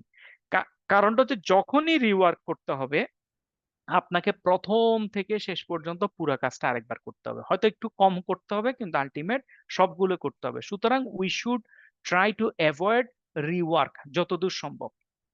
Safeguarding asset, protecting asset from loss, theft or misuse. This includes physical assets like inventory and equipment, as well as intangible asset like intellectual property and proprietary information. সুতরাং operational একটা objective হচ্ছে আমার যে asset আছে, আমার যে goodwill, এটাও আমার একটা অ্যাসেট। সুতরাং এই গুডউইল গুলো যেন ভালো থাকে, আমার জিনিসপত্র যেন চুরি না হয়, তাহলে এটারও আমার একটা অপারেশনাল একটা অবজেক্টিভ থাকে। এবং setting standard, monitoring performance and improving process. আমরা যে অ্যাকাউন্টস করার সময় অ্যাকাউন্টস ডিপার্টমেন্টকে কি বলছি, তুমি যখন অ্যাকাউন্টস ড্র করবে তোমার অ্যাকাউন্টস এস পার ইন্টারন্যাশনাল অ্যাকাউন্টিং স্ট্যান্ডার্ড এটা ধরে করতে হবে। কেন আমার ইন্টারন্যাশনাল অ্যাকাউন্টিং স্ট্যান্ডার্ড ধরে করতে হবে? কোনো কারণ তো নাই, কিন্তু ইন্টারন্যাশনাল অ্যাকাউন্টিং স্ট্যান্ডার্ড ধরে করতে হবে। কারণটা হচ্ছে তোমার এটা ধরে যখন করবে, যে অ্যাকাউন্টসই করুক না কেন, বাংলাদেশের যে কোনোখানে বা পৃথিবীর যে কোনোখানে, সবাই এই অ্যাকাউন্টসটা এই রেজাল্টই আসবে। এক একজন যেন এক একভাবে করতে না পারে, একটা জায়গায় আনা। তাহলে অপারেশনাল অবজেক্টিভ হচ্ছে আইএফআরএস এর যেন স্ট্যান্ডার্ডটা মেনটেন করে। মনিটরিং পারফরমেন্স এবং ইমপ্রুভিং প্রসেস, এটা অপারেশনাল অবজেক্টিভের একটা part. For example, a company might implement procedure to streamline supply chain operation, reduce production cost or enhance customer satisfaction. আরেকটা অবজেক্টিভ কি? Reporting objective. রিপোর্টিং অবজেক্টিভটা আসলে কি? Reporting objective concern with accuracy, reliability, timeliness, internal and external reporting. আপনাদের মনে আছে হয়তো বেশি দিন আগে না, জাস্ট জুলাই মাসে হঠাৎ করে একটা ছড়ায় পড়লো আমাদের দেশে, বাংলাদেশ এক্সপোর্ট প্রমোশন ব্যুরো থেকে যে ডেটা দেওয়া হয়, আমাদের যে এক্সপোর্টের ফিগার, এই ফিগারটা ঠিক নেই, এই ফিগারে প্রবলেম আছে। এরপর বাংলাদেশ ব্যাংক বলছে হ্যাঁ আমাদেরও মনে হচ্ছে এটা প্রবলেম আছে, কারণ বাংলাদেশ ব্যাংক কিন্তু ডিরেক্ট ডলার রিসিভ করে। আচ্ছা, তারপর আপনার এনবিআর বলছে আমাদের যতটুক মাল আছে ওটার সাথে এটা মিলে না, এবং একটা পর্যায়ে দেখা গেল কি 3টা রিপোর্ট একটার সাথে একটা মিলে না, অথচ থিওরিটিক্যালি সবগুলো মেলার কথা। মানে এক্সপোর্ট প্রমোশন ব্যুরো যে ফিগারটা বলছে ওটার সাথে বাংলাদেশ ব্যাংক যে ফিগার বলছে, ওটার সাথে এনবিআর যে ফিগারটা বলছে, কারোর সাথে কারো মিলে না। যখনই রিপোর্ট মিলছে না, এবং জাস্ট একটা হচ্ছে অল্প ডিফারের দিকে থেকে, ওটা গ্রসে হতে পারে, ওটা ধরেন মানা যায়, কিন্তু যখন হিউজ ফিগারে মিলে না, তখন বুঝতে হবে আমার রিপোর্টিং এর প্রসেসই ঠিক নাই। তখন হাউ ডু ইউ রিলাই? সুতরাং আমার রিপোর্টিং অবজেক্টিভটা এখানে কাজ করছে না। আমরা রিপোর্টিং অবজেক্টিভটার মেজর উদ্দেশ্য কি? মেজর উদ্দেশ্য হচ্ছে একুরেসি, রিলায়েবিলিটি এন্ড টাইমলিনেস। কারণ আপনার রিপোর্ট যদি ঠিক থাকে, আপনি রিপোর্টের উপর বেস করে ডিসিশন নিতে পারবেন। আমি আজকে আপনাদেরকে ডাকলাম, কেন ডাকলাম? ভাই আপনারা আসেন, আমাদের একটা এই কসর একটা ফ্রেমওয়ার্কের একটা ইনফরমেশন হবে, একটা ছোট একটা সেশন হবে 1 আওয়ারের, আজকে বন্ধের দিন, ফ্রি থাকলে আসেন, জয়েন করেন, টাকা পয়সার কোনো ইস্যু নেই। অনেকে ধরেন অলরেডি এখানে মেসেজ করছে ভাই সার্টিফিকেট দেওয়া হবে কিনা, সার্টিফিকেট দেওয়া হবে না, ওরকম আসছে। তো এখন আমাদের এটা হচ্ছে, যদি কেউ সার্টিফিকেট চান, একটা বোধহয় ফর্ম দিবে আমাদের এখানে, ওই ফর্মটা জাস্ট ফিল আপ করে দিলে সার্টিফিকেটও দিবে, ওটা সমস্যা না। কিন্তু মেজর ইস্যুটা কি আমাদের মেজর ইস্যুটা হচ্ছে আপনারা আসেন। আপনারা আসলে কি হচ্ছে? আপনারা যখন আসছেন এবং আসার পর আমার কথাবার্তা শুনলেন, সবকিছু দেখলেন, আপনারা যদি এখানে ফিল গুড, আপনাদের যদি মনে হয় না আমি যা যা বলছি এগুলো একুরেসি, রিলায়েবিলিটি ঠিক আছে, তখন আপনারা হয়তো অনেকে আমার কোর্সটাতে ভর্তি হবেন। যে কোর্স আমি রান করি না, সুকান্ত রান করে। কিন্তু আপনাদের যদি মনে হয় একুরেসি ঠিক না, রিলায়েবল না, আপনারা কিন্তু কেউ ভর্তি হবেন না। সুতরাং রিপোর্টিং অবজেক্টিভ কিন্তু আমার এখানেও আছে। আমরা এই কোর্সটা রান করছি, যিনি করাচ্ছে উনাকে বা আমাকে, আমাদেরও কিন্তু একটা রিপোর্টিং অবজেক্টিভ চলে আসে। এবং রিপোর্টিং অবজেক্টিভে ফাইন্যান্সিয়াল রিপোর্টিং, আপনাদের এই যে ডিসিশনটা নিবেন, এটাও একটা financial reporting. Non financial reporting হতে পারে। Non financial reporting might include environmental impact report, social responsibility disclosure এটাও হইতে পারে, ট্রান্সপারেন্সি হইতে পারে, providing clear and truthful information shareholder, transparency আমার রিপোর্ট ঠিক আছে কিনা। সুতরাং রিপোর্টিং অবজেক্টিভ হচ্ছে আমার ফাইন্যান্সিয়াল রিপোর্টিং হচ্ছে আইএফআরএস এর ইস্যু, নন ফাইন্যান্সিয়াল রিপোর্টিং হচ্ছে এখন বর্তমানে খুব চলছে, এটা কিসের আপনার সাস্টেনেবিলিটি রিপোর্টিং, সাস্টেনেবিলিটি ম্যানেজমেন্ট। এই জিনিসটা এখন একটা নেক্সট, মানে আমার মনে হয় আগামী 1 বছর পরে বা 1-1.5 বছরের মধ্যে আমাদের ফাইন্যান্সিয়াল ইনস্টিটিউশন যতগুলো আছে বাংলাদেশের 1-2 বছরের মধ্যে এটা ম্যান্ডেটরি হয়ে যাবে একটা পর্যায়ে যে ফাইন্যান্সিয়াল আপনার সাস্টেনেবিলিটি রিপোর্টিং করতে, এবং অলরেডি আইএফআরএস বের হয়ে গেছে সাস্টেনেবিলিটি রিপোর্টিং এর জন্য, ম্যান্ডেটরি করা নাই কিন্তু আইএফআরএস চলে এসেছে। তারপর ট্রান্সপারেন্সি হচ্ছে আমার রিপোর্টটা ক্লিন এন্ড ক্লিয়ার কিনা, আমি রিপোর্ট করলাম এত জটিল এত গুছানো কেউ কিছু বুঝে না, তো ওই রিপোর্টের তো আসলে কোনো ভ্যালু নেই। এরপর হচ্ছে কমপ্লায়েন্স অবজেক্টিভ, আমার ইন্টারনাল কন্ট্রোল আর একটা ইস্যু হচ্ছে compliance objective.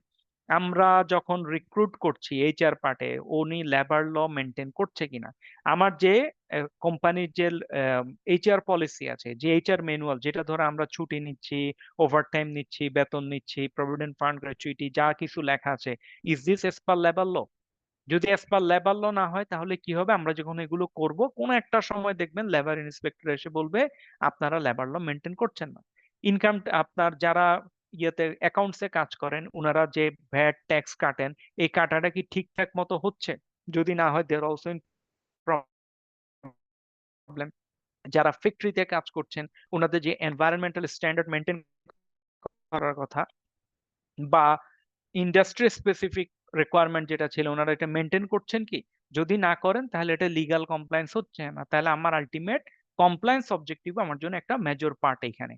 Regulatory compliance meeting requirements set forth by regulatory bodies or agencies. For example, financial institution must comply with regulations set by financial oversight authorities. অর্থাৎ বাংলাদেশ ব্যাংকের যদি special কোনো regulatory requirement থাকে for banking, আমার জন্য এটা mandatory না বাংলাদেশ ব্যাংকের রিকোয়ারমেন্ট, কিন্তু যিনি ব্যাংকে জব করেন ওনার জন্য এটা কিন্তু ম্যান্ডেটরি, তাই না? এবং যদি ইনকাম ট্যাক্স অথরিটি থেকে কোনো একটা কমপ্লায়েন্স করতে বলে, মানে এটা প্রতিটা কোম্পানিকে করতে হবে, তখন এটা আমার জন্য কিন্তু আবার ম্যান্ডেটরির দিকে চলে আসে। সুতরাং রেগুলেটরি কমপ্লায়েন্সটা করা হচ্ছে কিনা। আরেকটা হচ্ছে ইন্টারনাল পলিসিস এন্ড প্রসিডিউর। আপনার ইন্টারনাল এবং পলিসিস প্রসিডিউরটা আমি লিখে ফেললাম, মানে মেজরিটি কোম্পানিতে কি হয় জানেন, একটা এসওপি ক্রিয়েট করা হলো, একটা অ্যাকাউন্টস ডিপার্টমেন্টের এসওপি বা একটা ম্যানেজমেন্ট সাপ্লাই চেইনের ডিপার্টমেন্টের এসওপিটা সবাই মিলে রেডি করলো, মিটিং হলো, এটা বোর্ডে গেল, বোর্ডে পাস হলো, সবাই সাইন টেন করলো, সবকিছু আসলো, এটা টেবিলে সাজায় রাখলো, ফটোকপি করলো, যে যার ধরেন টিমে 5 জন আছে, 5 জন মিলে বা কোনোখানে একটা সাজানো হলো, এটা আল্লাহর রহমতে এই সাজানোতে থেকে যায়, এটা আর কেউ ওপেন করে না, কারণ আমরা কাজ করি, আমরা জানি প্রসেসটা কি, আমাদের প্রসেসটা আমরা করছি, কিন্তু ভেতরে হয়তো টিটবিট কিছু জিনিস ছিল করার জন্য, এটা আমরা করি না। তাহলে কেন এত কষ্ট করে এই ম্যানুয়ালটা করা হয়? এই ম্যানুয়ালটার জন্য তো আসলে মানে এই সব ম্যানুয়ালের জন্য তো আসলে গভর্নমেন্টের কোনো প্রেশার নেই, মানে ইনকাম ট্যাক্স এর কোনো রিকোয়ারমেন্ট নেই তোমার ম্যানুয়াল থাকতে হবে। ইনকাম ট্যাক্স এর রিকোয়ারমেন্ট হচ্ছে তোমার ইনকাম ট্যাক্স ফলো করতে হবে, আমার রুলসটা ফলো করতে হবে। আর জিএসসি রিকোয়ারমেন্ট হচ্ছে তোমাকে আমাকে যখন যে রিটার্ন দেওয়ার কথা তুমি আমাকে ওগুলো দিবে। সবারই যে যার ওইটা, কিন্তু এইটা আসলে এখন বর্তমানে সবাই করার একটা কারণটা হচ্ছে এইটা, যারা এই ধরনের কোনো কমপ্লায়েন্সে যখন চলে যায় এটা। আরেকটা হচ্ছে ওই যে আইএসও, অনেক কোম্পানি যখন আইএসও স্ট্যান্ডার্ডে যেতে চায়, আইএসও স্ট্যান্ডার্ড অনুসারে প্রত্যেকটা কোম্পানির একটা ইন্ডিভিজুয়াল ম্যানুয়াল থাকতে হবে, প্রত্যেকটা ইনস্টিটিউটের। এখন যখন ইন্ডিভিজুয়াল ইয়ে থাকতে হবে, তখন যেটা দেখা যায় যার নাই ইন্ডিভিজুয়াল ম্যানুয়ালটা, যার নাই, তাকে আইএসও রেন্ডে বলা হয় তুমি নন কমপ্লায়েন্স করেছো। এই নন কমপ্লায়েন্স থেকে বাঁচার জন্যই অনেক কোম্পানি এটা করছে, কিন্তু এটা যেহেতু করা হচ্ছে, এইটাকে বেটার হচ্ছে এটাকে যে কোনো ভাবে প্রসিডিউরালি এটাকে ফলো করা, শুধু বললে তো ফলোটা করা। In summary, this objectives help organisation structure their internal control to support their overall goal. They provide a framework for aligning internal control activities with a strategic objective. Main কথা হচ্ছে আমরা প্রথম যে পার্টটা ছিল একদম ফার্স্টে, এটা আমি বারবার কেন বলছি, কনফিউশন, কারণ জিনিসটা বেশি বড় না, কিউবটা ঝামেলা। এটা হচ্ছে আমার ইন্টারনাল কন্ট্রোলের অবজেক্টিভ, এই 5টা, এটাতে আমরা ইন্টারনাল কন্ট্রোল করতে যাচ্ছি। আমার control environment, risk assessment, control activities, information communication, monitoring activities, এটা হচ্ছে আমার ইন্টারনাল কন্ট্রোল করার জন্য আমাকে এই 5টা পার্ট লাগবে। সেকেন্ড পার্ট হচ্ছে আমি এগুলো কেন করছি, আমি কেন এই 5টা কাজ করছি, আমি এই 5টা কাজ করছি যেন আমার অপারেশন, রিপোর্টিং এবং কমপ্লায়েন্স থাকে। অপারেশন মানে আমি যে কাজটা করছি এটা ইফেক্টিভ ইফিশিয়েন্ট হয় কিনা, এটা ইফেক্টিভ এন্ড ইফিশিয়েন্ট থাকে কিনা, এবং এটার পর আমাদের রিপোর্টিং গুলো যেন টোটাল হয়। এবং শুধু রিপোর্টিং করলে হবে না, আমাদের কোম্পানি আমরা যে কাজগুলো করছি কাজগুলো যেন কমপ্লায়েন্স মেনে হয়, legal compliance, regulatory compliance, internal policy procedure বলে ওগুলো মেনে যেন হয়। এখন এইটা মিলে হলো আপনার এই পার্টে, মাথার পার্টে আমরা গেলাম, এই পার্টটা আমরা বুঝলাম ইন্টারনাল কন্ট্রোল। এই পার্টটাকে বলা হলো এটা হচ্ছে অবজেক্টিভ, মানে আমার ইন্টারনাল কন্ট্রোল আলটিমেট অবজেক্টিভ কি আসলো। এখন পাশে আর একটা পার্ট আছে, দেখেন কিউবের এই পাশে আরো একটা পার্ট আছে এখানে। এই পার্টটা হচ্ছে এন্টিটি স্ট্রাকচার বা এন্টিটি লেভেল স্ট্রাকচার। এই পার্টটাকে বলা হয় এন্টিটি স্ট্রাকচার অথবা entity level structure. Entity structure বা এন্টিটি লেভেল স্ট্রাকচারে যেটা হচ্ছে,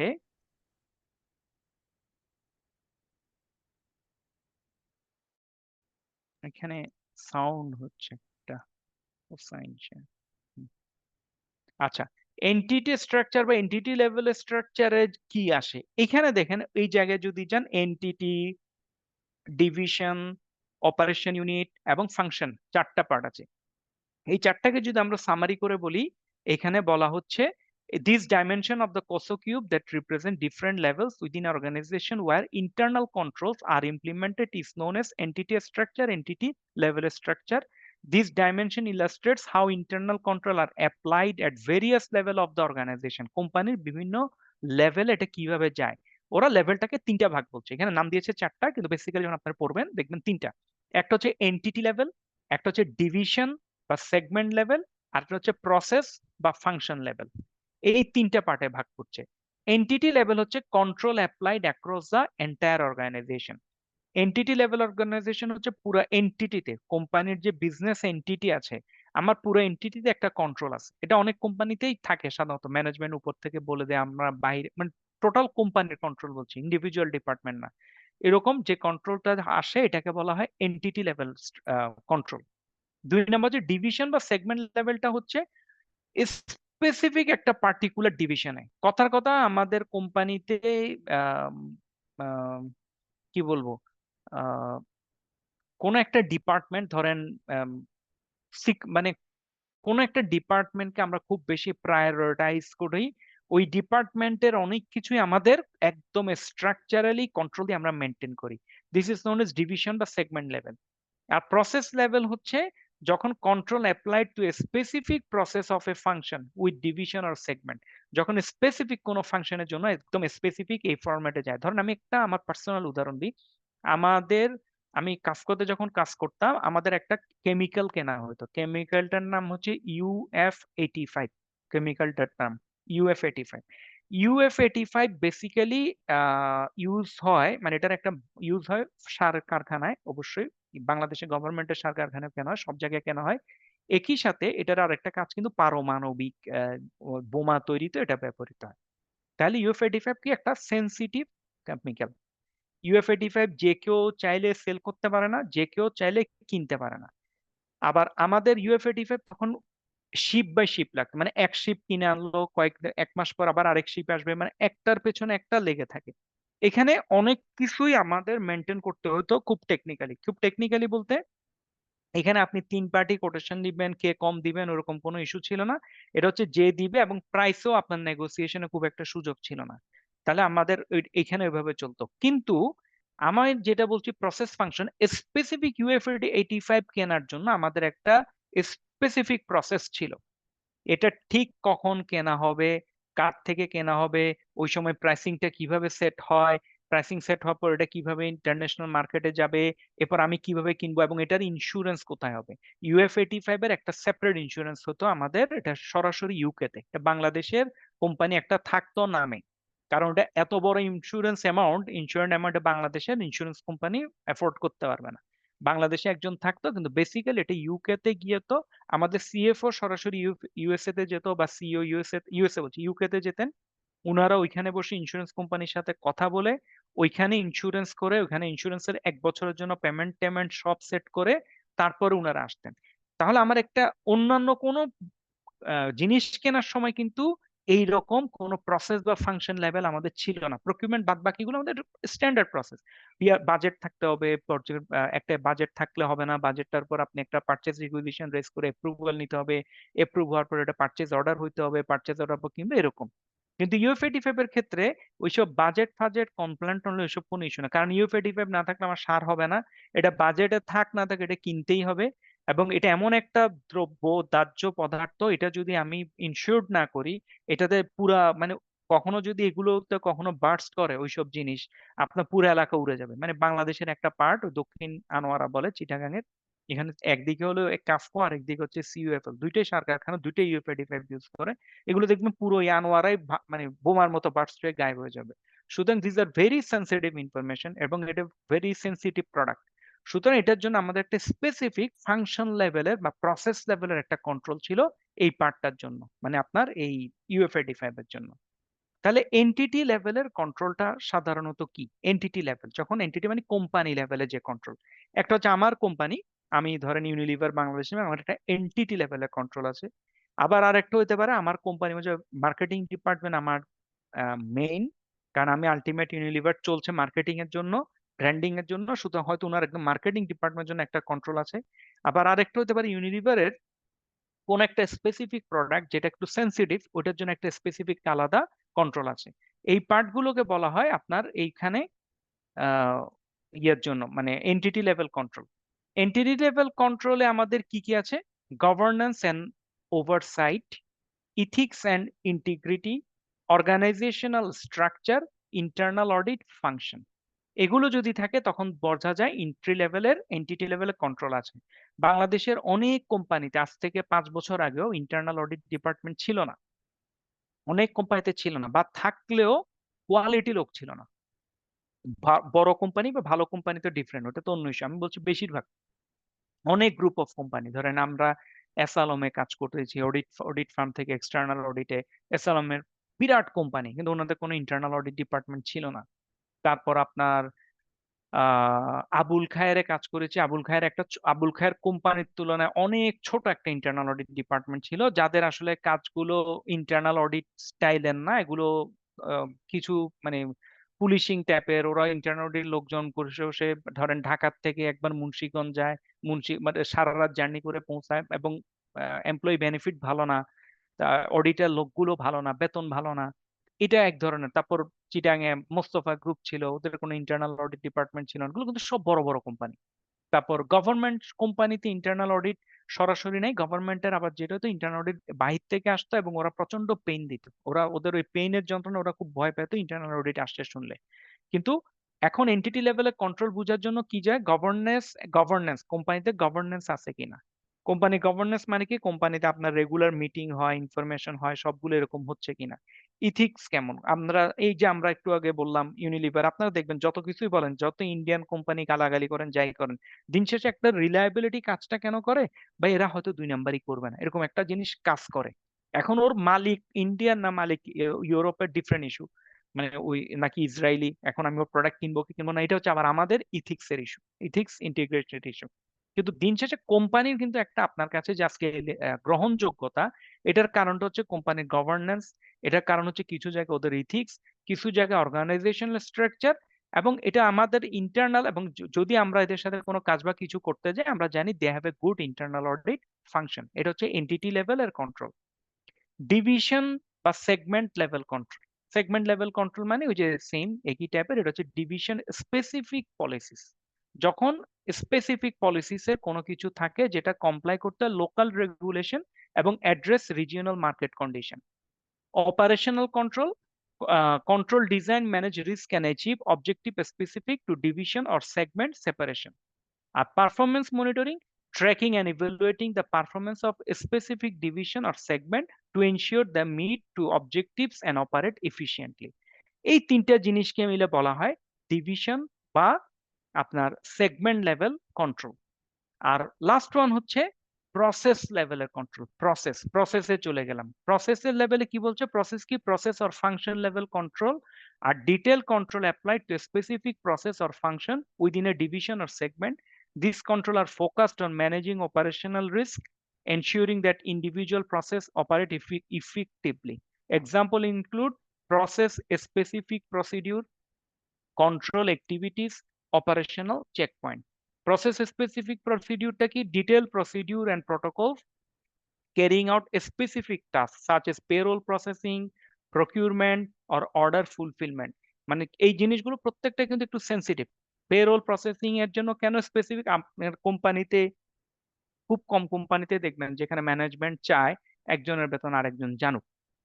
আপনি আনঅফিসিয়ালি জানলেও সবার বেতন কিন্তু জানেন না, আপনি একটা আইডিয়া করতে পারেন। তাহলে এখানে এটার জন্য একটা স্পেসিফিক প্রসেস করা হয়, একটা স্পেসিফিক প্রসেস দিয়ে ইয়েটা করা হয়। আর তারপরে হচ্ছে আপনার কন্ট্রোল অ্যাক্টিভিটিস হচ্ছে approval, reconciliation, verification that occur within a particular process. For example, a control activities might involve a review and approval of expense reporting before reimbursement. Our operational checkpoint, regular checks or review within process, identifying address any issue promptly. Summary যদি বলি আমরা এটার পার্টে summary হচ্ছে by addressing internal control at the entity, division, segment, process function level, the COSO cube provides a comprehensive framework for managing risk and ensuring effective control across the entire organization. Each level supports and reinforces the other, creating a layered and integrated control environment that helps the organization achieve their objectives and safeguard their assets. End of the day আপনি এই যে total জিনিসটা যদি আমরা যাই প্রথম থেকে শেষ পর্যন্ত, আমরা এখান থেকে যদি দেখি, কসর প্রথম ইস্যুটা হচ্ছে কসো ফর্ম হয়েছিল 1985 সালে, এবং কসো ফর্ম করার পেছনে এই 5টা ইনস্টিটিউটের অবদান আছে। এবং এই 5টা ইনস্টিটিউটই আমরা যেটা বলছিলাম, এই 5টা ইনস্টিটিউটই আপনার কোন সালের আপনার 5টা ইনস্টিটিউট হচ্ছে ইউএস এর। এবং এই 5টা ইনস্টিটিউট কেন ইউএস এর? কারণটা হচ্ছে 1998 থেকে 2000 সাল পর্যন্ত বা 2001 সাল পর্যন্ত ইউএসএ তে প্রচুর প্রবলেম হয়। এবং এই প্রচুর প্রবলেম যখন হয় তখন কি হয়, আপনার এইরাই মিলে এরপর একটা এদের টোটাল প্রসেসটা কসোকে ওরা 2013 সালে একটা রিভাইজ করে। এবং কসো ভেরি পপুলার হয় 2013 পর থেকে। কসো এর আগে খুব বেশি পপুলার ছিল না। শুধু কসোর ফ্রেমওয়ার্কের উপরেই আপনার অনেকগুলো কোর্স আছে বর্তমানে, মানে এই কোর্স যে কেউ করে, আপনিও করতে পারেন কসোর শুধু প্রসেসের উপরে। এবং কসোর রিস্ক ম্যানেজমেন্ট স্ট্যান্ডার্ডে কসোর একটা রিস্ক ম্যানেজমেন্ট হচ্ছে কসো ইআরএম ফ্রেমওয়ার্ক, এছাড়া আইএসও 31000 এবং বেসেল ফ্রেমওয়ার্ক বেসিক্যালি হচ্ছে অনলি ফর ব্যাংক, এটা সবার জন্য না, banking non banking financial institute. আর আমরা যারা জব করি, নর্মালি চাকরি করি, অডিট করি বা জানতে চাই অ্যাকাউন্টসে জব করি, আমাদের জন্য হচ্ছে আইএসও 31000 এবং কসো ইআরএম ফ্রেমওয়ার্ক। আর আমাদের আজকে যেটা নিয়ে আমরা এখন পর্যন্ত আলোচনা করলাম, আমাদের আলোচনার টপিকসটা ছিল জাস্ট একটা ব্রিফ একটা আইডিয়া দেওয়া। এটা হচ্ছে এই যে কসোর যে এই কিউবটা সম্পর্কে একটা ধারণা দেওয়া। কসোর টিউবের এই পার্টটাকে আমরা বলেছিলাম ইন্টারনাল কন্ট্রোল। এই পার্টটাকে আমরা বলেছিলাম আলটিমেট অবজেক্টিভটা কি। আর এই পার্টটা হচ্ছে কন্ট্রোল কিভাবে এন্টিটি লেভেল থেকে, ডিভিশন লেভেল থেকে, ফাংশন লেভেল, প্রসেস লেভেলে কিভাবে পৌঁছানো যায়, এটা সুবিধা কি অসুবিধা কি, এই বিষয়গুলো নিয়ে আমরা এখানে আলোচনা করেছি। আর আগেও বলেছি আমাদের আজকের একটা উদ্দেশ্য হচ্ছে, এটা আপনাদের এখানে লাগবে না এখন, এটা নিয়ে আলাপ করার। আমাদের আজকে মেজর উদ্দেশ্য হচ্ছে আমাদের ইন্টারনাল অডিটের উপরে পিআইএ, প্রফেশনাল ইন্টারনাল অডিটর নামে একটা কোর্স আমরা রান করি। এই কোর্সটা আগামী সেপ্টেম্বরের 9 বা 10 তারিখ, যেদিন মঙ্গলবার, এই ক্লাসটা হয় প্রতি মঙ্গলবার রাত 8:30 থেকে 10টা, সপ্তাহে একদিন এই কোর্সটা হয়। আমরা আগামী মাসে এই ক্লাসটা শুরু করতে যাচ্ছি, যেখানে এই কসর ফ্রেমওয়ার্ক নিয়ে 5 দিনের ক্লাস আছে। মানে আমি আজকে যেগুলো একটু জাস্ট এমনি কথা বলে চলে গেলাম, এটা কসর ফ্রেমওয়ার্ক নিয়ে আপনার 5 দিনের ক্লাস আছে এই কসর ফ্রেমওয়ার্ক নিয়ে।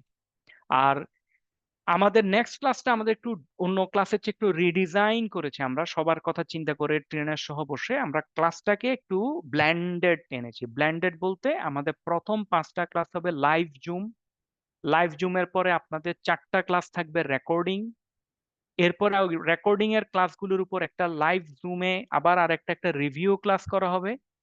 এরপরে হচ্ছে আপনাদের এর মাঝে 2টা পরীক্ষা হবে। প্রথম যে কসর উপরে যে ক্লাস হবে, কসর ক্লাসের পরে একটা পরীক্ষা হবে। তারপরে হচ্ছে আপনার পরবর্তীতে ইন্টারনাল অডিটের উপর যে ক্লাসটা হবে, ইন্টারনাল অডিটের একটা পরীক্ষা হবে। একই সাথে ইন্টারনাল অডিট আরেকটা কাজ হবে, ইন্টারনাল অডিটে আপনাদেরকে একটা কোম্পানিতে একটা নিজস্ব অডিট প্রসিডিউর প্ল্যানিং করে জমা দিতে হবে, এটা একটা হোমওয়ার্ক পার্টে।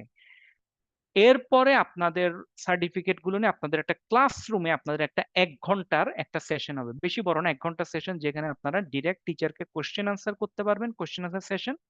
এবং একই সাথে ইনস্টিটিউট অফ ইন্টারনাল অডিটর, যেটা আমরা দেখলাম এই যে কসর ইয়েতে যেটা শুরু হয়েছে, এই যে institute of internal auditor USA, উনাদের ইন্টারনাল অডিট স্ট্যান্ডার্ড আছে, এই ইন্টারনাল অডিট স্ট্যান্ডার্ডের উপরে আপনাদের একটা ক্লাস হবে। এই হচ্ছে আমাদের অফারটা। আর আরেকটা ইস্যু হচ্ছে, আপনারা যারা আজকে জয়েন করেছেন, আপনারা যারা সার্টিফিকেট চান, আপনাদের এইখানে মেসেজে বক্সে দেখবেন একটা লিঙ্ক পাঠিয়েছে, ওদের মেসেজ বক্সে লিঙ্ক পাঠিয়েছে, লিঙ্কটা ফিল আপ করে দিলে আপনাদের কালকে বা পরশুর মধ্যে ওনারা সার্টিফিকেট, যারা আছেন কনসার্ন অফিসিয়াল, ওনারা আপনাদেরকে সার্টিফিকেট পাঠিয়ে দিবে। সিআইএ পিআইএ দুটো কমপ্লিট, দুই ইনস্টিটিউট। সিআইএ দেয়া হচ্ছে আপনার ইনস্টিটিউট অফ ইন্টারনাল অডিটর, এটা হচ্ছে আপনার বিরাট একটা ডিগ্রি, মানে গ্লোবালি যদি বলেন ইন্টারনাল অডিটের 1 নাম্বার ডিগ্রি। আর পিআইএ হচ্ছে ইন্টারনাল অডিটের একটা কোয়ালিফিকেশন, কিন্তু এটা পড়াশোনার লেভেলটাও সিআইএর চেয়ে কম যদি বলি, কারণ এটা হচ্ছে আমাদের যেটা বলছে, আমরা একটা পেপার পড়াচ্ছি আসলে, আর সিএ তে 3টা পেপার পড়াচ্ছি, শুধু একটা ব্যাপ্তিতে একটু বড়। আর আরেকটা ইস্যু হচ্ছে দুইটার কস্ট বেনিফিট আকাশ পাতাল। তবে একটা আমরা নতুন কাজ করেছি যেটা অনেকে নিচ্ছেন, এটা হচ্ছে institute of forensic accountant US এর সাথে আমাদের একটা এমওইউ হয়েছে। এস পার এমওইউ আমাদের যারা পিআইএ কোর্স করবেন, উনারা সরাসরি পাশ করার পর ওখানে আপনার $160 জমা দিলে সার্টিফাইড প্রফেশনাল ইন্টারনাল অডিটর সিপিআইএ এই সার্টিফিকেটটা নিতে পারবেন। এবং অলরেডি আমাদের অনেকে এ পর্যন্ত নিয়েছেন, আমাদের কত 2 ব্যাচে যারা করেছেন 50%-এর মতো লোকই সার্টিফিকেটটা নিয়েছে, এবং আমরাও পার্সোনালি একটা এনকারেজ করি, কারণ এটা একটা ইনস্টিটিউটের সার্টিফিকেট, ইনস্টিটিউটের সার্টিফিকেট অবশ্যই একটু ভ্যালু ক্রিয়েট তো করেই, একটা আলাদা ভ্যালু ক্রিয়েট করে। আর এখানে আমাদের ইশতিয়াক সাহেব আছেন, উনি আপনাদেরকে ওই সিএ পিআইএ সম্পর্কে যদি জানতে চান, আপনাদের লিঙ্কটা এখানে দিয়েছে। আবার যারা ক্লাস রেকর্ডিং এবং ক্লাস প্রেজেন্টেশন অ্যাটেন্ডেন্স, এটার জন্য আপনার একটা ফর্ম দিয়েছে, এটা ফিল আপ করে দিলে আপনাদেরকে এগুলো পাঠিয়ে দিবে, মানে আমরা যে ইয়েটা দেখেছেন আমরা ওটাও দিয়ে দিব পিডিএফ ফরম্যাটে, ক্লাস রেকর্ডিংও পেয়ে যাবেন। আর আপনারা সার্টিফিকেটটাও পাঠিয়ে দিবে আপনাদেরকে, যারা সার্টিফিকেট ইন্টারেস্টেড ওনাদেরকে এটা সার্টিফিকেটও পাঠিয়ে দেওয়া হবে। এই ছিল আমাদের মেইনলি। আপনাদের যদি কোনো প্রশ্ন থাকে। একটু ইন্টারাপ্ট করি, আমি তো ওই ফ্রাইডেতে ইতে ছিলাম আর কি, ওই সেশনটাতে ছিলাম আচ্ছা আচ্ছা, ফরেনসিক ইয়েতে অ্যাকাউন্ট। ফ্রড ফরেনসিকে, জি জি জি ভাই। আচ্ছা, ওইটা সম্ভবত 30 তারিখে শুরু হবে আমার রেকর্ডেড ক্লাসগুলো, রাইট? এটা রেকর্ডেড ক্লাসটা একটা ব্যাচ করে করলে, যেহেতু পরীক্ষার ইস্যু থাকে, একটা সুবিধা হয়, জন্য একটা নির্দিষ্ট ডেট করে শুরু করতে যাচ্ছে। আচ্ছা আচ্ছা, এটা এখন ডেট ফিক্সড হয় নাই মানে, বাট না না, রেজিস্ট্রেশন মনে হয় আপনাদেরকে আমার যতটুক মনে পড়ে, যতটুক জানি, আপনাদেরকে বোধহয় একটা শিডিউল দিয়েছে, ডেট ফিক্স হয়েছে, পরীক্ষার ডেটও সেট করেছে বোধহয়, সেপ্টেম্বরের 3 না 4 তারিখটা পরীক্ষার ডেটও সেট করেছে। আচ্ছা সেপ্টেম্বর আচ্ছা, না, অক্টোবরের বোধহয়, অক্টোবরের 3 বা 4 তারিখ। জি জি, অক্টোবর, জি অক্টোবরে। জি জি জি।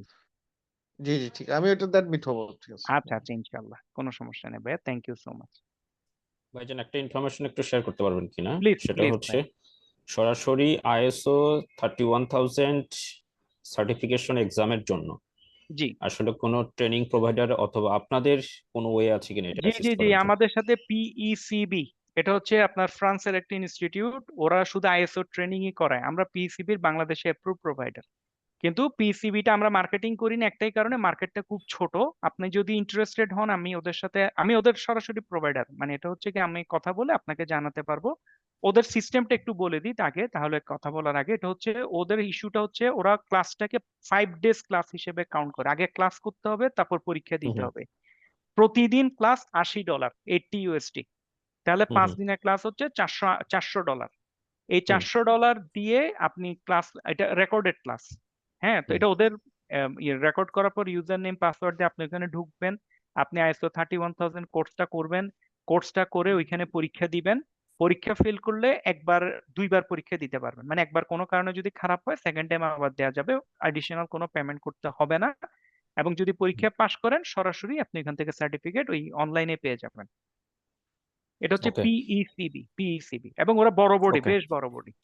হুম এটা কি সরাসরি আপনার যে কসো ইনস্টিটিউট সুইজারল্যান্ড খুব সম্ভব, উম, এটা কি এটা তাদের প্রোভাইডেড নাকি? কসো ইনস্টিটিউট না, আইএসও তো কসোর ইস্যু না। আইএসও হচ্ছে আইএসও আলাদা একটা বডি। ওকে আইএসও এর সার্টিফিকেট গুলো ওদের অথরাইজড স্কুল থেকে বিভিন্ন জন প্রোভাইড করে আর কি। ধরেন ওকে আমরা আইএসও এর কোনো অথরাইজড স্কুল না যে আমরা এটা প্রোভাইড করব, এবং সার্টিফিকেট ওরাই দিবে। যারা ওকে অথরাইজড ওরাই ক্লাস নিবে, ওরাই পরীক্ষা নিবে, ওরাই সার্টিফিকেট দিবে। আপনাদের দিক থেকে অ্যাসিস্ট্যান্স কিরকম পাওয়া যেতে পারে আমাদেরকে এই ব্যাপারে? এক্সটেন্স হচ্ছে ওনাদের সাথে কন্ট্যাক্ট করে দেওয়া, এই পার্টটা আমরা আপনাকে করে দিতে পারবো আর কি। আর আপনারা ওনাদেরকে পেমেন্ট করে দিবেন, এইটুকুই। ওকে জি আসসালামু আলাইকুম। জি, ওয়ালাইকুম আসসালাম। জি ভালো আছেন না? জি আছি, আলহামদুলিল্লাহ ভালো আছি ভাই। জি, আমার একটা ইনফরমেশন দরকার, সেটা হলো আম, আমি তো মূলত থাকি বাহিরে, আমি স্টকহোম ইউনিভার্সিটিতে আছি আর কি। তো এখানে জি জি আমার মানে সেকেন্ড ইয়ার আছি, আমার তো কিছুদিন পরে ক্লাস শুরু হবে আগামী সপ্তাহ থেকে। তো আমার এটা আসলে করার ইচ্ছা আছে, আর আমি এটা পারবো কিনা এখান থেকে মানে একটু জানতে চাচ্ছিলাম আর কি, যদি মানে বলতেন। পিআইএ কোর্সটা করতে পারবেন কি না? জি জি জি, হ্যাঁ, জি জি আপনি হ্যাঁ। করতে না পারার তো কিছু না, অবশ্যই পারবেন। এখানে শুধু কারণ আপনার লাস্টের যে ক্লাসটা আছে, যেটা আমরা ফিজিক্যাল ক্লাস, শেষ ক্লাসটা ওটা আপনাকে রেকর্ডিং দেখে নিতে হবে আর কি। তার সাথে একটু পরামর্শ দরকার, সেটা হলো আমি মূলত ফরেন্সিক অ্যাকাউন্টিং এর উপরে আমি এমএস করছি আর কি, এটা লন্ডনে থেকে। এটা শেফিল্ড হালাম ইউনিভার্সিটি, আমি এখানে আর কি এমএস করা। তোমার মূলত হলো আমি প্রিপারেশন নিচ্ছি হলো আপনার সিএফই এক্সামটা দেওয়ার জন্য আর কি, এটাকে আঁকায় নিয়ে মানে সামনে নিয়ে আগাচ্ছি। এটা আমার মানে প্রফেশনাল ডিগ্রির জন্য। আর পাশাপাশি আমি পিএইচডির জন্য আমি ইয়ে করতেছি আর কি, যেহেতু আমি মানে এমফিল করার উদ্দেশ্য এটা আর কি। এটা আমার পেইডটা হবে আপনার ম্যানচেস্টার ইউনিভার্সিটি মূলত। এটা হলো আপনার ক্রিমিনোলজি আন্ডারে, এটা আপনার mainly focus on fraud, particular crime and organised crime. তো এর উপর আর কি মানে চেষ্টা করতেছি আর কি। তো এখন আমি যদি এর মাধ্যমে আগাই, আমার এটা মানে কোনো মানে কাজে কাজে লাগবে কিনা বলতে আর কি, কি, বা বাংলাদেশে মানে না বিদেশে বলছেন? কত টাকা লাগবে। আমি যেহেতু বাইরে থাকি, আপনি তো বাইরে আমার তো থাকলে আমি তো আমার এখানে। হিসেবে এটা কাজে জি লাগবে না, কারণ আপনি মাস্টার্স করলেন ফ্রড ফরেনসিক এর উপরে। সিএফই হচ্ছে ফ্রড এক্সামিনার, এটা হচ্ছে ওয়ান অফ দা, জি জি নট ওয়ান, এটা আসলে টপ কোয়ালিফিকেশন এই লাইনে। জি তারপর হচ্ছে আপনি বলছেন এরপরে আপনি আরেকটা মাস্টার্স করতে যাচ্ছেন ক্রিমিনোলজির উপরে। যদি ক্রিমিনোলজি আর ফ্রড দুইটা সেম না, এই দুইটার কারণ ক্রিমিনোলজিটা চলে যে একটু পুলিশ ঘেঁষা, পুলিশের যে ক্রাইম না, টাইম গুলো হয়। ক্রিমিনোলজি এটা মাস্টার্স নাম, এটা হলো আপনার ম্যানচেস্টার ইউনিভার্সিটিতে ওরা একটা পিএইচডি অফার করে আর কি, পিএইচডি মূলত। পিএইচডি তো আরো জি বড়, জি হ্যাঁ হ্যাঁ হ্যাঁ, মাস্টার্স এর চেয়ে পিএইচডি বেশি। হ্যাঁ হ্যাঁ হ্যাঁ ওইটাই। কারণ আমার আমার অলরেডি 4টা মাস্টার্স হয়ে গেছে অলরেডি। তো আমি মাশাআল্লাহ মাশাআল্লাহ। তো আমার লন্ডনে 2টা মাস্টার্স, আমি এখানে আবার কর্পোরেট গভর্নেন্সের উপর একটা মাস্টার্স করতে হয়েছে সুইডেনে। তো এটা আমার এখানে সেকেন্ড মাস্টার হচ্ছে আর কি। তো এটা আমার প্রায় শেষ, আমি এখন থিসিস শুরু করবো। তো এটা আবার মেকা ভিলেন লিডারশিপের উপর মানে করবো আর কি এখানে। এটা এটা প্রায় শেষের দিকে। তো আমার দুই দিকে আগাচ্ছি। তো এই জন্য আর কি কোনটা কোন দিকে কাজে লাগে, এটার জন্য আর কি মূলত আমার মানে আলোচনাটা করা। বাংলাদেশের পার্সপেক্টিভ হচ্ছে একরকম আর বাইরের পার্সপেক্টিভ একরকম। আপনি থাকেন সুইডেনে, এখন সুইডেনে আসলে কোনটা কাজে লাগবে আমি বাংলাদেশ থেকে বলতে পারবো না, না কিন্তু মানে আমি বাংলাদেশে জি জি আমি কিন্তু সুইডেন পরবর্তীতে বাংলাদেশ, মানে আমার ইন ফিউচারে কাজে লাগবে, এটা আমি যে আসলে মানে যাচ্ছি। আমি যতটুক জানি, মানে আমাদের বেশ কিছু অন্য পড়াশোনার কিছু মেম্বার কানাডায় থাকেন। জি কানাডায় পৃথিবীর কোনো ডিগ্রিকে ভ্যালু দেয় না। মানে জি ওটা আপনি আমেরিকা থেকে সিপিএ করে গেলেও ও বলবে আমার সিপিএ আবার করতে হবে। ও কাউকে কোনো ধরনের কোনো এডিশনাল ভ্যালু দেয় না, ওর ডিগ্রি ওকে জি করতে হবে, যেহেতু এখানে ইমিগ্রেন্ট প্রচুর।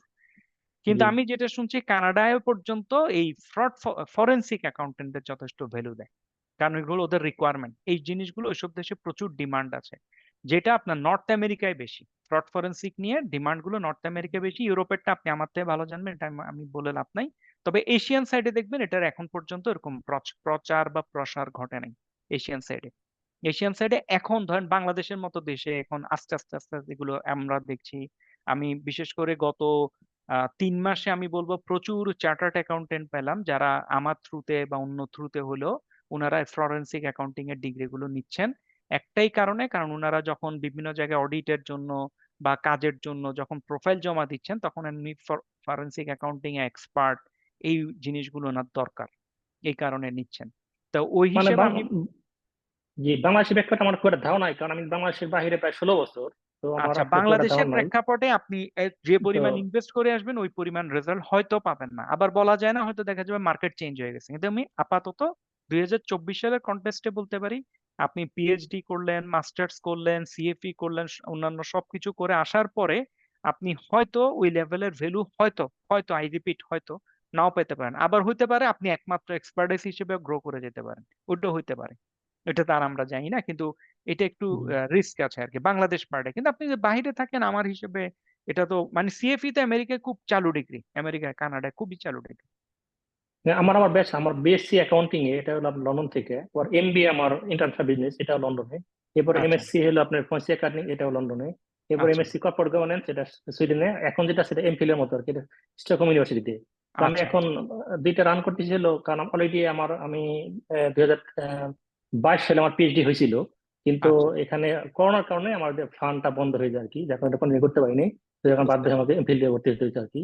তো এখন আমি যদি পিআইটা নেই, পিআইটা নেওয়ার মূল উদ্দেশ্য হলো এটা নিয়ে আনাইলে পরে কি আমার সিএফিটা কি একটু সহজ হবে কিনা। কোনটা সিএফই? সিএফি, জি, এটা করতে কতটা সিএফই সময় লাগবে? আপনার পিআইএ করলে সিএফই তে আমি যতটুক জানি সরাসরি খুব বেশি ইফেক্টিভ হবে না, কারণ সিএফই জি জি রেজাল্টটা ওই সিলেবাসটা একটু ডিফারেন্ট। জি জি ইন্টারনাল অডিটার না, মানে ফরেনসিক অ্যাকাউন্টিং এর সাথে তো ইন্টারনাল অডিট আসলে লিঙ্ক না, জি একটু ডিফার করে। কিন্তু আপনি পিআইএ টা করলে আপনি ফরেনসিক অ্যাকাউন্টিং এর একটা সার্টিফিকেট নিতে পারবেন ইউএস এর থেকে, জি এইটুক জি। করে দিন, ওইটুক পাবেন। তা আমি তো আবার আপনাদের সাথে একটা কোর্স করলাম এর আগে, ওটা তো খুব সম্ভবত পাবো নেক্সট উইকে খুব সম্ভবত। আচ্ছা আচ্ছা, ওটা কি করেছেন অলরেডি? ওই যে ফ্রড ফরেনসিক জি করেছেন না আপনি? জি হ্যাঁ জি, হ্যাঁ হ্যাঁ, হ্যাঁ ফ্রড হ্যাঁ। ফরেনসিক এর সাথে লিঙ্ক। তো ওগুলো হয়তো আপনাকে অন্যদিকে আস্তে আস্তে সাহায্য করবে আর কি, ধাপে ধাপে, স্টেপ জি বাই স্টেপ। কিন্তু পিআইএ করে আপনি যদি সিএফই এর পার্টে জানতে চান, মানে সিএফই তে আপনার খুব বেশি কাজে আসবে কিনা, অ্যান্সারটা হচ্ছে সিএফই তে বেশি কাজে আসবে না। হয়তো কিছু ওকে। কনসেপ্ট আপনি যে ক্লাস টাস করবেন, কিছু হয়তো মাথায় টাথায় আসবে, ওইটুকুই। কিন্তু খুব বেশি হেল্প হবে না সরাসরি, কারণ সিএফই এর পড়াশোনা একটু ডিফারেন্ট। ফ্রড ফরেনসিক, এখানে ইন্টারভিউইং টেকনিক একটা বিরাট ইস্যু, লোকজনের সাথে সাইকোলজি বোঝা একটা ইস্যু, ওই জিনিসগুলো একটু বেশি ওইখানে। ব্যাপারটা আর আমার এখানে সময়টা তো মনে করেন বুঝতে অনেক বিজি, তো এখানে মনে করেন পড়ার অনেক চাপ থাকে। তো আমি আসলে ওই সময়টা দিতে কাজে লাগাতে চাইতেছি আর কি। এর জন্য বুঝতে মূলত পেরেছি। কোশ্চেন গুলো জিজ্ঞাসা করা আর কি। না না, মানে বুঝতে এখানে আমার পেরেছি। অনেক আসলে খুবই চাপে থাকতে হয় আর কি আমাদেরকে। আমি জি আগাইতেছিলাম আর কি সিএফি কে সামনে নিয়ে। তো ওইদিকে চিন্তা করলে হয়তো বা তাহলে কোথাও কাজে লাগতেছে না আর কি। জি জি জি, ঠিক আছে ভাইয়া, তাহলে আজকে থ্যাংক ইউ, অনেক রাত থ্যাংক ইউ। 10:30 জি জি বাজে আলাপ জি হবে জি জি, থ্যাংক ইনশাল্লাহ ইউ। আরেকদিন। আর জি জি আপনারা যারা আবার একই কথা বলবো, যারা ইন্টারেস্টেড ফর্ম গুলো একটু ফিল আপ করে দিবেন, আপনাদের স্লাইড ইয়েগুলো সব দিয়ে দেওয়া হবে। আর পরে আলাপ হবে ইনশাল্লাহ সবার সাথে। ঠিক আছে তাহলে, আসসালামু আলাইকুম জি, রহমতুল্লাহ। আসসালামু আলাইকুম। Islam, thank thank you. You.